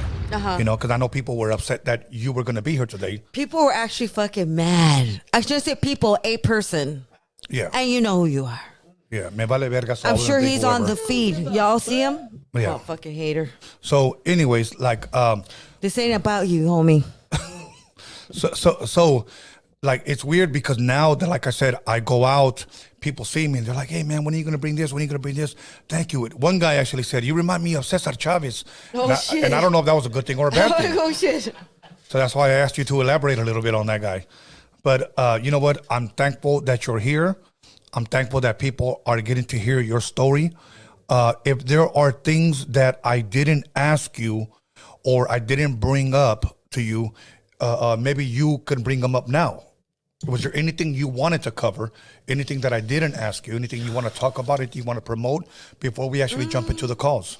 Well, first of all, I want to say thank you for inviting me and re-inviting me again. And unfortunately, sometimes, well, I don't say fortunately, I think, like I always say, God, creator, and the universe works in mysterious ways. And I wanted to reach out again because right now it's a pivotal time in my life. And I think people like yourself are very important to people like myself because people like to bury us, right? Yeah. They like to taint our names and who we are and our character by saying lies. Yeah. You know, and I think that's very important. So I needed to clear up some stuff, not only with you, but with my fans too, and my followers, because I have them too. Because you don't see me on Instagram. And my Instagram, if you go on there, you don't see me taking pictures with celebrities and like, I know so-and-so and this and that, and I ain't jockey motherfuckers, okay? And I'm like this, okay? I'm a spiritual, but I'm a spiritual gangster too. I you know, disculpen la boca que la tengo linda también, but también me sale chingaderas, and I'll say it how I say it. Yes. You know, like you don't see me there, jockey motherfuckers. You know, which I love people and celebrity types, and I like friends that are raising up their accolades and things like. And I do pictures with them, and I'll post some here and there, but that's not everything I'm about. Yeah. You know, I put my work. You don't see me putting pictures with so and so, or you don't see me putting pictures of what the fuck I ate, or like where I'm at or anything like that. You know, like I usually just put my work or anything that's work related to me, or if it's work related with someone like maybe being on your show or whatever, but you don't see me do that on a consistent, you know? Right. And so for me, it was very important to come here today to clear that up and to make sure that also my light shines. Absolutely. Right? So I thank you for allowing that, because motherfucker tried to like fucking put a dim light, a light, you know, dim the light, you know what I'm saying? And so that's not what we do, you know, but the truth always comes out to surface. Absolutely. The truth always comes out to surface. You can only lie so much because your jig is up, motherfucker. Your jig is up. And so I'm here today to clear my name and who I am too, and share that with our comunidad. Because that's our community. That's Absolutely. my community. And I also deserve some respeto también, you know. But you know what? I'm not worried if I don't have that either. Because I have my work that says it for itself. Yeah. So I don't need someone's fucking stamp either, you know. Right. Like, si me muero mañana, or today, I die happy. Because I lived a good life, and I lived the best life that I could, and I lived it in a good way, and I never mean to harm anyone, but fucking know this, I'll defend myself by all means necessary. And I mean by all means necessary. Absolutely, as you should. As you should. As every woman should and everybody should. Let me ask this, Lily, before we actually start taking some calls. Yeah, but I'm good. I just want to give a shout out to everyone who's out there at the Roadium Radio. What's up? What do you call them? Your Roadium warriors. Yes. I know you guys are out here. I've been watching your shows. I really like the Reverie show you had. Yeah. And I checked out some of your other shows, and I like some of the comments, and I know some of the Roadium warriors like know each other and like kind of like talking with each other. So you do the chismosa. I seen you guys talk, and now y'all talk shit and stuff. But give a sister a break here, man. Yes, absolutely. I want to say what's up to everyone. Absolutely. Let me ask you this before we take some phone calls. When it's all said and done, Lily, how do you want to be remembered? I want to be remembered as having a good heart. Okay. Having a good heart and also being a warrior woman. Awesome. And being down for her shit. Awesome. Yeah. Yeah. And helping others too in the process. Pero también no pendeja tampoco. You know what I'm saying? All good. Let's go ahead. Shit. Norbert, go give me the other key, please. Alex, go ahead and put the number up on the screen. We're going to go ahead and start taking some calls. So yes, let's hear some calls. That's exciting. I want to hear from you guys. What's up? Exactly. I always tell people that if you got the balls, make the calls. So let's see. If you have the balls, make the calls. Pero si tienes ovarios también, por favor, llamen. Absolutely. So let's get the ladies to call in too. Yeah, let's get the ladies to call in. So anything that I didn't ask her, you guys, anything that you guys want to just ask her about her painting, whatever, just go ahead and call in tonight. So we're going to go ahead and put the number up there. Is it up there? Okay, cool. Does my tail look good? Yeah. It's all good. Just put it right there. Gracias, bro. Gracias. Okay, am I connected, bro? Okay. There it is. I see the number now. So once again, okay, here we go. Got our first caller. Okay. Caller, call back right now. You guys hung up for some reason. Ooh, we got scared. Yeah, here we go. Got scared. Caller, your name and where are you calling from? Hi, this is Alex, and I'm calling from Fresno, California.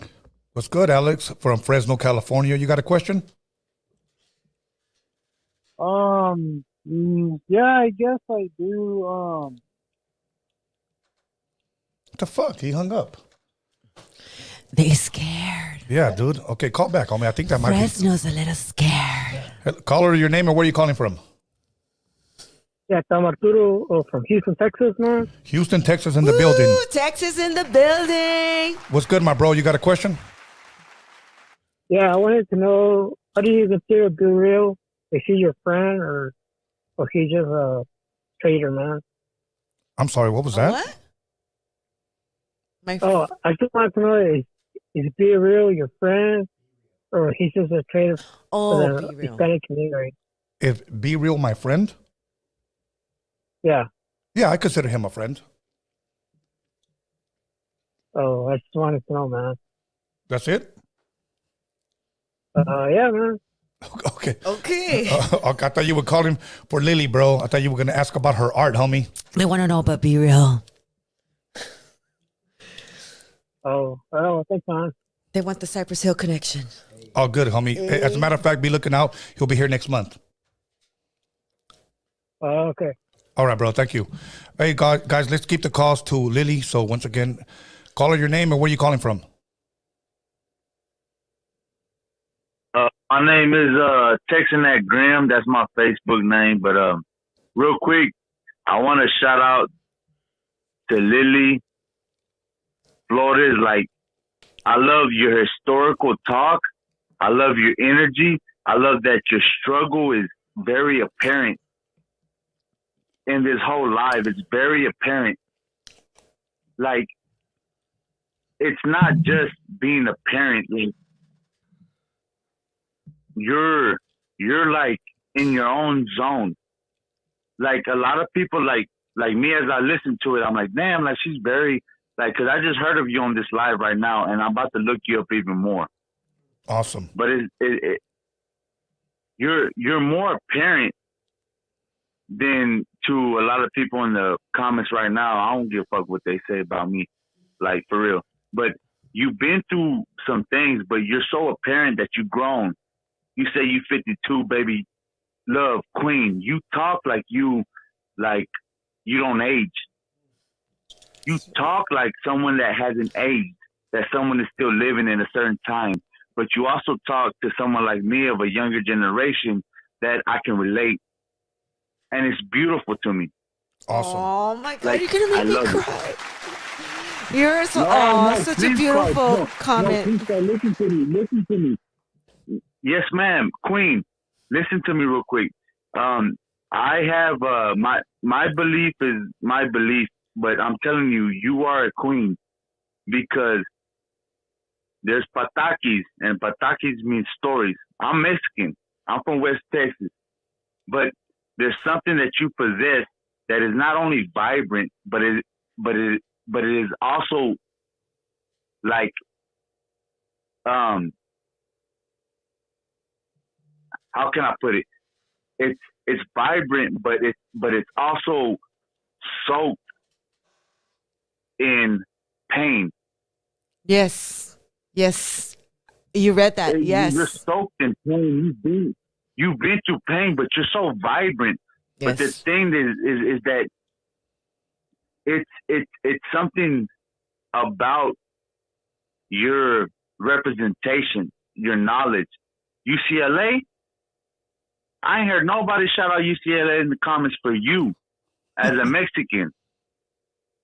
I ain't seen not one body say, you know what, shout out Lily Flor for like doing her thing at UCLA. I ain't seen not one thing. Not one thing. But I'm here to give you not that one thing. I don't need to be right here to preach to you or like salute you and give you praise and this and that. No, because you praise yourself. You praise yourself by what you've been through. And what you've been through is what keeps you lit, is what keeps the fire under your, excuse my language, under your body. I don't want to say the other word, but under your body. You know what I'm saying?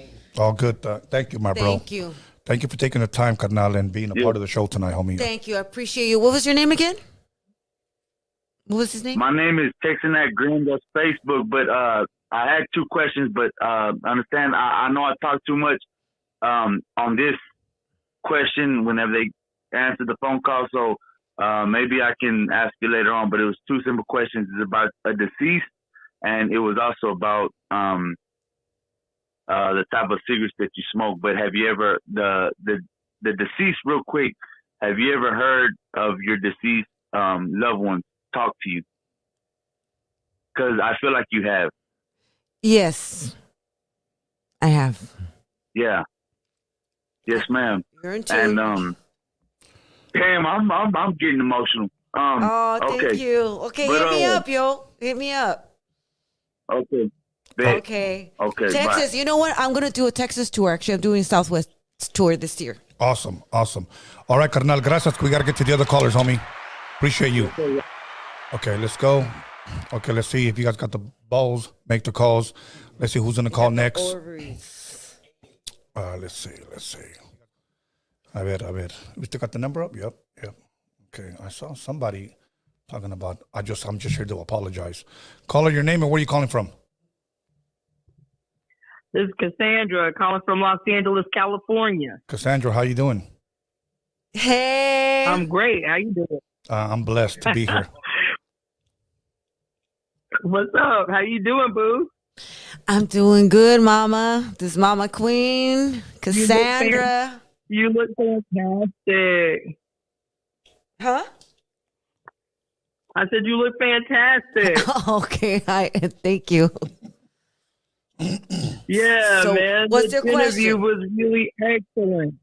It wasn't a question, it was just a comment. The interview was really excellent. Man, it's just like, it's so exciting, still being relatively new in California to hear this like awesome, radical, vibrant history that contributed to what the culture is in LA. Sometimes like being new here, it's hard to get a feel for like what the history was. Like, it just doesn't seem the same. Growing up in Alabama, watching LA on TV as a kid, right? And then coming here, it didn't match. Like the LA that I grew up watching on TV, all of my favorite musicians were from LA. all the culture that I was into was from LA. No matter what it is, whether it was punk rock or surf rock or hip hop, or all of it came from LA. And then when I came here 5 years ago, I'm like, is this the same? Is this the same place? Like, it didn't match what I grew up seeing, on the other side of the country. And so it's just really dope, like hearing the history from somebody who was like both feet in it at the time that it was evolving. And also I feel like it's like this interview was like a shot of adrenaline. Yes. Like LA, can redeem itself. You know what I'm saying? So yeah, this was a really great interview. Thank you. That's my homie right there. Thank you, Mama. Appreciate that. Thank you. All right, baby. Appreciate you taking the time. All right, thanks. Okay, let's keep it pushing. We missed a couple of phone calls. Okay, the lines are open now. So once again, call in. Anybody want to ask a question? Here we go. We got another caller. Caller, your name and where you calling from? Hello, this is Ron Jeremy from Hollywood. What's up, Ron Jeremy? Always that clown when you have beautiful women. Yes, go ahead. I want to ask the lady a couple of questions. Go for it. Go for it.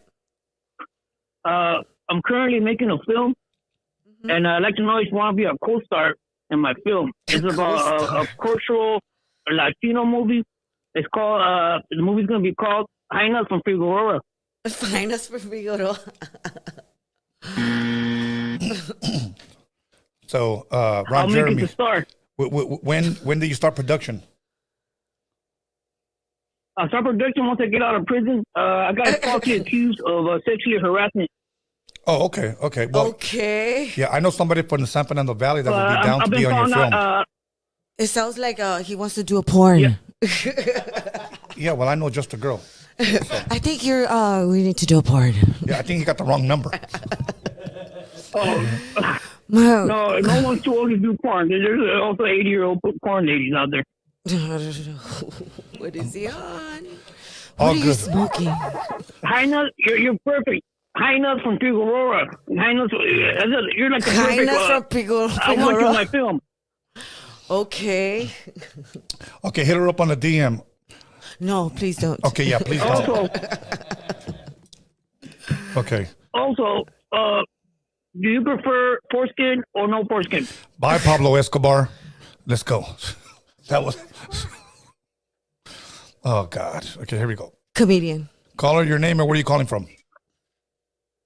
Hey, what's up, man? It's Walter calling from LA. What's up, Walter? You got a question, brother?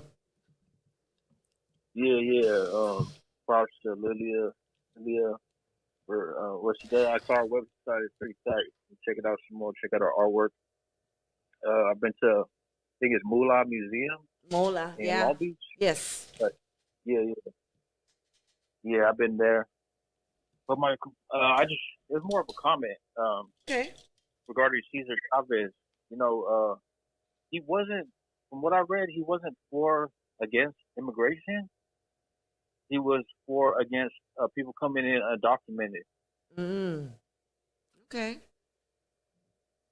That's a good but, point. I mean, when you're a leadership role, sometimes you gotta, have win-win situations and please both sides of the table. So that's just, I don't know. He did a lot of good things for the community, and I give him the respect from that. I give you your respect too. You did a lot. I see you do a lot for the community. All good, bro. Yeah. That's all. Thank you. Thank you for taking the time, bro. Appreciate you. All right. Let's keep it pushing. No more Ron Jeremy. No more Ron Jeremy. Fuck Ron Jeremy. Okay, let's go. Anyways, let's go. Caller, your name or where are you calling from? Hey. Hello? Yeah. Hey, this me again, man. I gotta tell you one thing real quick. The disrespect and all that, like, you gotta understand. Whenever you have a woman or like Tony A the Wizard, like Tony A the Wizard is about a bunch of good things right now. This live is like fuck your foolery, cause they gon' like progress. But like when I come on this live, I love the fact that there's Mexican Americans, or however you want to represent yourself. I'm Mexican American. Like, don't come on this live being so disrespectful to the platform whenever, like, you're disrespecting yourself and you don't even know it. This is a platform that is building, that's gonna grow, not only with him but with her too. Absolutely. And I'm not speaking to Tony A the Wizard or Lily Flor. I'm speaking to the commenters that are very disrespectful. And that's all I have to say. Like, I dislike that shit. But I love the platform, man. Keep that shit going. I'm going to stay tuned in, and this texting that Grim. Thank you, my bro. Thank you. You know, those kinds of, like these, we need more men like you. We need more men to check other men. Absolutely. You know what I mean? Because if I say something as a woman, I was like, oh, she's just being a bitch. You know, she's just being a bitch, or she's in fucking moody, or where the fuck. Yeah. Yes, mom. So we need men, you guys, to call each other out on this shit. Absolutely. I can't do it. You know what I mean? Or the women, we can't do it for y'all. You know, y'all got to do it to each other. Tony, give me 30 seconds real quick. 20 seconds. Go for it. All right. Back then, like back then, the man was the spiritualist in the home. He was the protector, the provider. He was the one doing all of the rituals back then. In my pataki. Okay, nowadays it's the women. It's the women that are there's more. I don't want to say that word, but there's more of that certain type of craft coming from women than men nowadays. Now the women are protecting their men, when it's the man that's supposed to protect the women. And you, Lilia Flor, you need, like, not that you need, because I'm pretty sure you're well taken care of, but like women like you are so lost that they're not protected.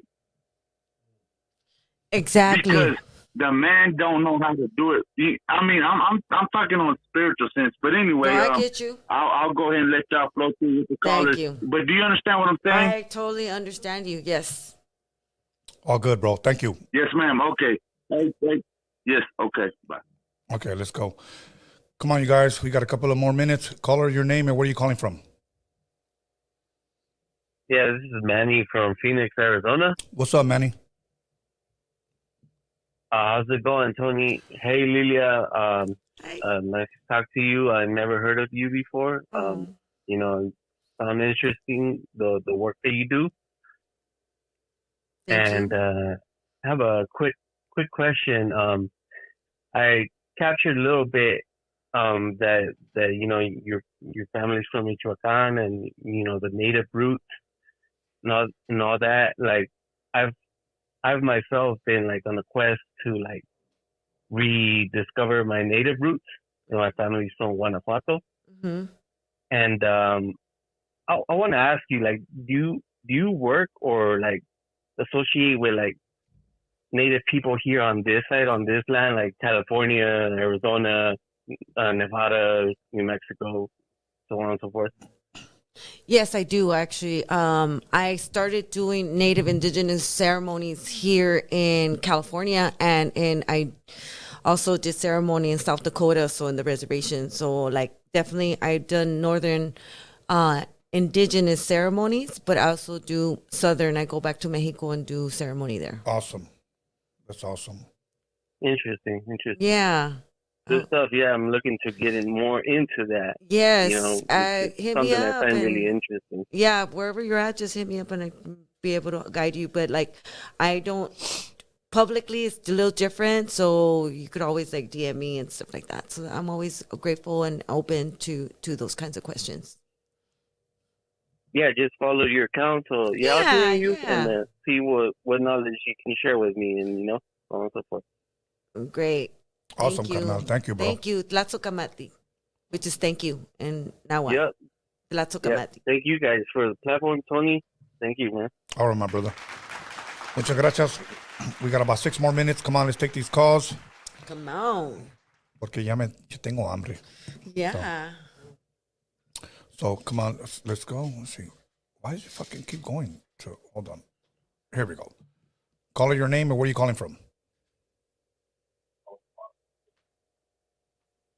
Hello. Hey, Tony. This is Logan from Arizona. What's good, bro? You got a question? Yeah, I just want to give a shout out to Lilia. Mucho respeto. Everything that you do. Turn on your TV, I'm bro. actually watching you live right now, Tony. Yeah, bro. Turn down your TV, por favor. We're getting an echo. Can Again, you turn down the I TV? just want to give a shout out to all y'all. Santa. There you go. Right now I'm in the recovery home, and so I'm going through what is sobriety and everything that you just talked about, Lilia, with the culture, Indigenous. You know, I work with a lot of indigenous tribes throughout Arizona, and you know it's just beautiful to see and hear others speak on that. So you know, saludos to you, and again, you know, keep up the good work. You know, you're doing what your ancestors and your descendants placed you to be at, and that's just, you know, my take on a lot of these things that I've learned throughout the past couple of years. But I'm gonna leave it at that. You guys have a blessed night. Meshika Tiawi. Meshika Tiawi. Tiawi means moving forward. So if you don't know, that's sort of like how when people say Assalamu alaikum, right? We say Meshika Tiawi. Tiawi. Oh, good. Caller, you there?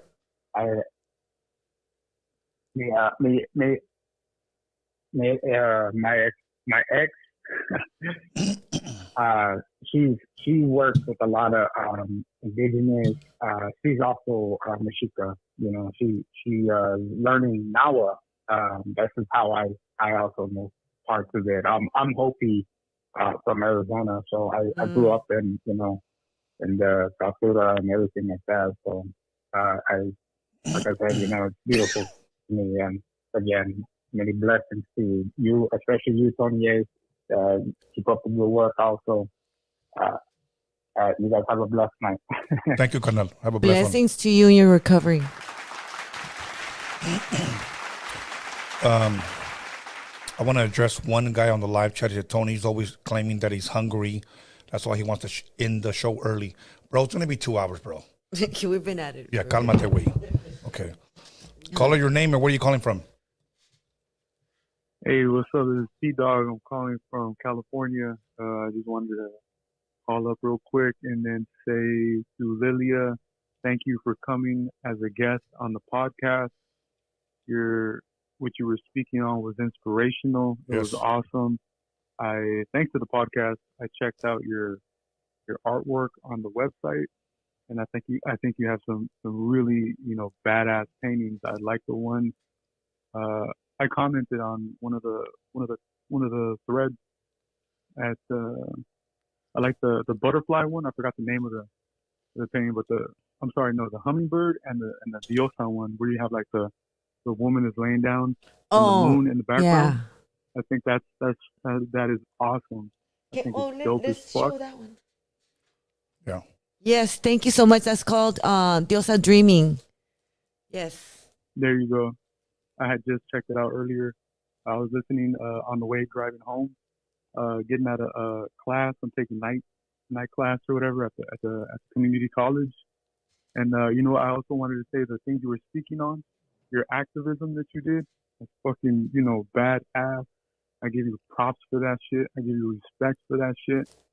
You know, I appreciate that. And man, I'm kind of just thinking out loud right now, but you know, thanks Thanks for coming on. Oh, thank you so Have a much good for your night, guys. comment. Thank you for looking in the website. Y'all could check out some more of the works here. But I wanted to, The one over there? yeah, that one over there. And I wanted to just kind of, well, I gave it to you before I came on the show, but I wanted people to see the gifts. I brought Norbert. Norbert? I forgot his name since I got here. Norbert. Norbizzle. Is it Norbert? Yes. Okay. Norbert, I gifted him this one.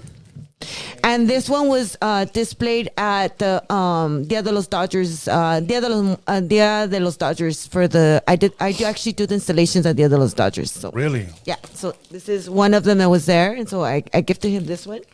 Yes, And yes. then- Awesome.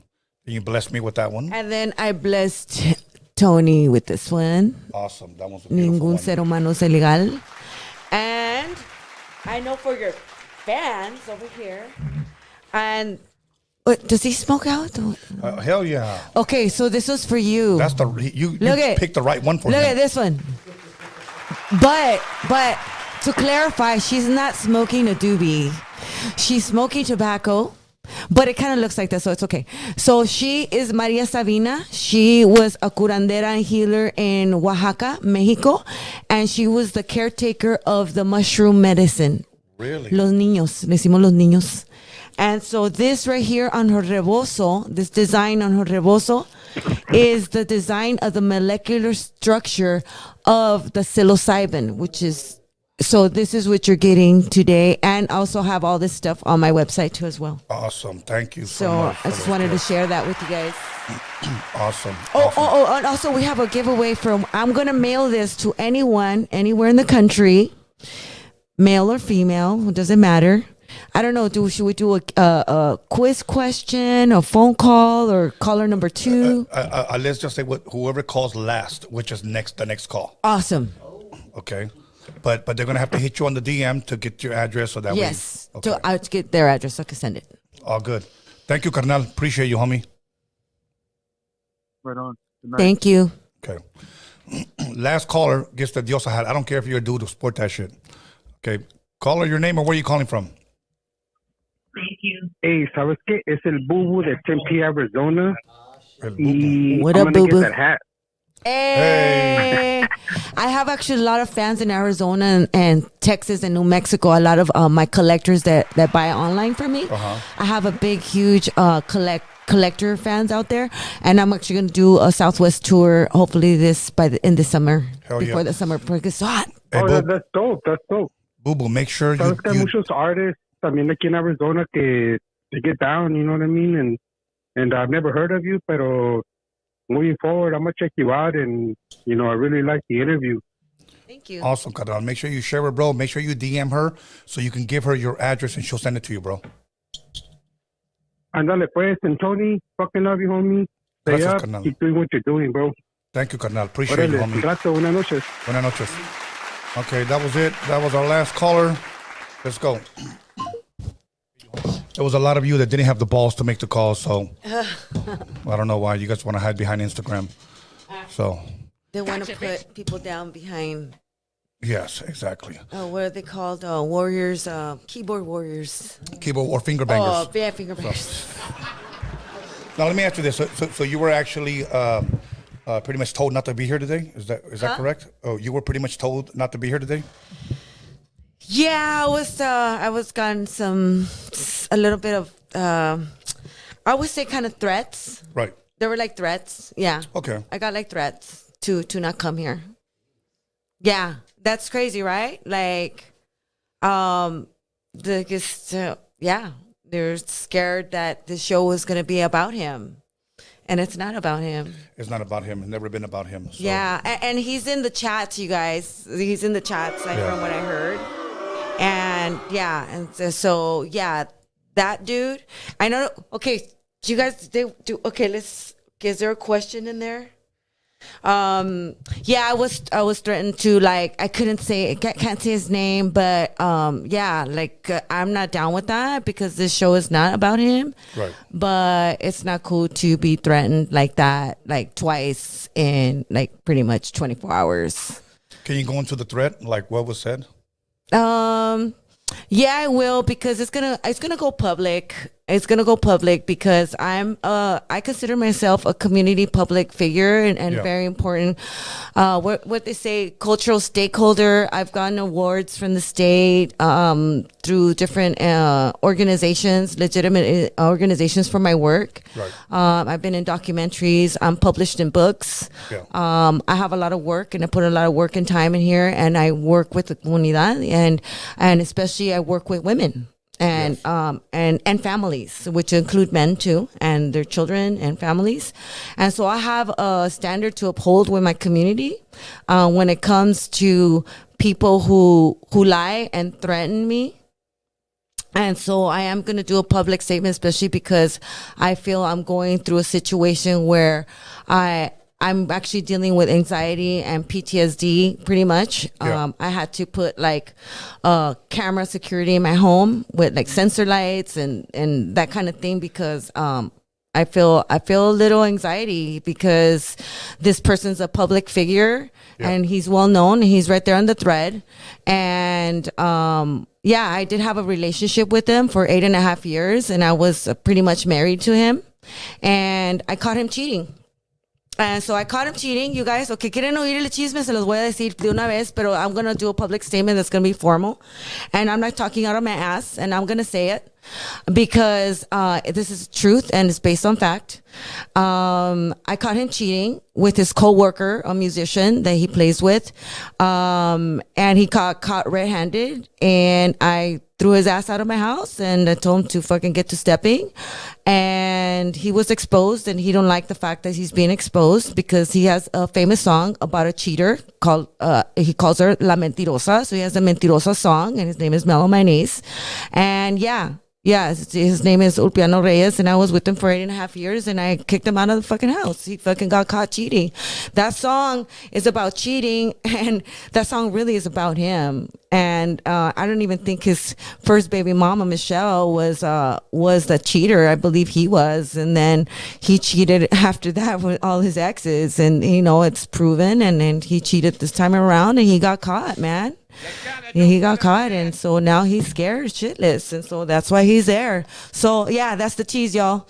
But I will be dropping a public statement just so we could clear it up, and that based on proof and facts, and also because I have a survivor statement, because I'm also I felt emotionally abused too, and used, and it's not fair. And this female was in my house at my mother-in-law's funeral around our kids and family, and it was a total disrespect, not only on his behalf but also on hers too, and it's not cool. It's not a good thing. But I'll go into details later once my lawyer says it's okay. But my lawyer said it's okay for me to mention him, and it's not defamation because it's based on facts, and no one's, I ain't lying, man. This is the truth. You get caught, and you pay the price. Yeah, I'm surprised nobody called in and asked.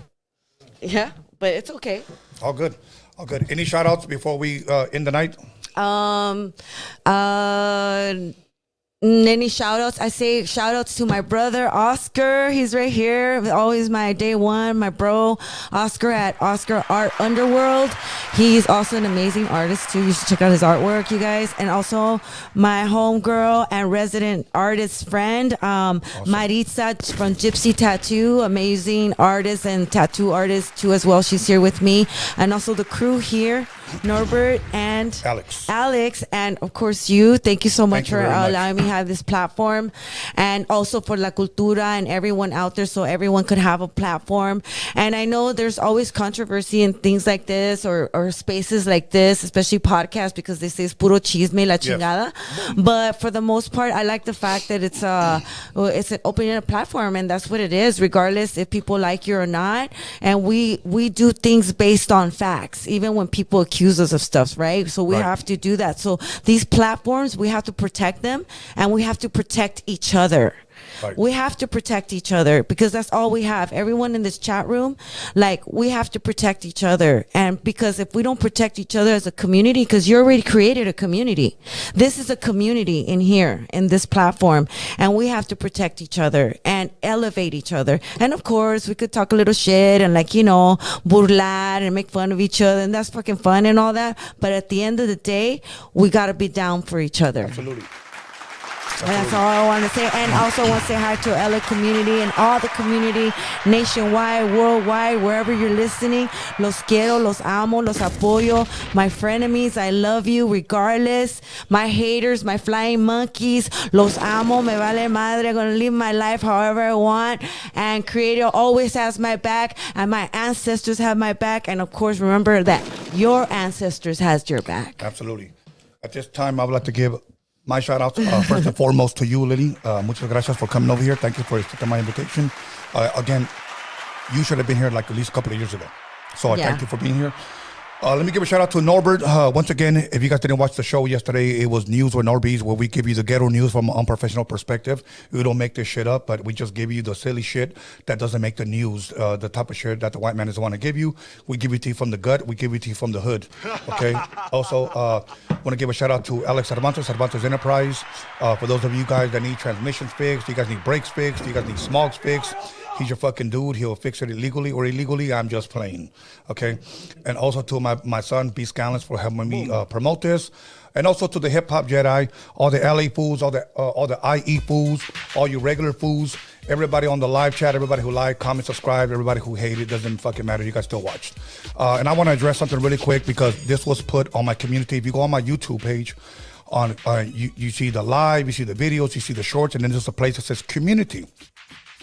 Mellow Man Ace, I'm gonna say his name. Mellow Man Ace TV went on my community and on her flyer, and this is what he put. I'm gonna read it to you guys. You guys can go up there before he runs over there and deletes it. He put, "This show is the bottom of the barrel of Chicano rap, and from today forward has zero credibility. Like you have any credibility, bro." Okay. And then on another flyer, when it was pertaining to her flyer, once again, he put, "This show fell off." Okay, let me just say this, and I'll make this quick. Look, bro. You don't need to involve anybody else. If there's anything you want to say, don't go to my YouTube page. Don't go to my Instagram. Just when you see me, just say it to me. Okay? Don't involve anybody else. You don't need to call anybody else. I don't need to call anybody. Okay? When you see me, just walk up to me and tell me. Alone. No cameras, no cell phones, no nothing. Alone. Don't go on my page talking shit, bro. Okay? Just when you see me, we'll take care of it. Anyways, you guys have a blessed night. Once again, Lily, much love, much respect. Thank you. Everybody, once again, give her a follow. Check out her website. Support the sister. She blessed us tonight. So I got nothing else to say other than you guys stay blessed. I'll see you guys Sunday. And the Cowboys are going to be the 49ers. Okay? Hey, that's right. We're out of here. Peace.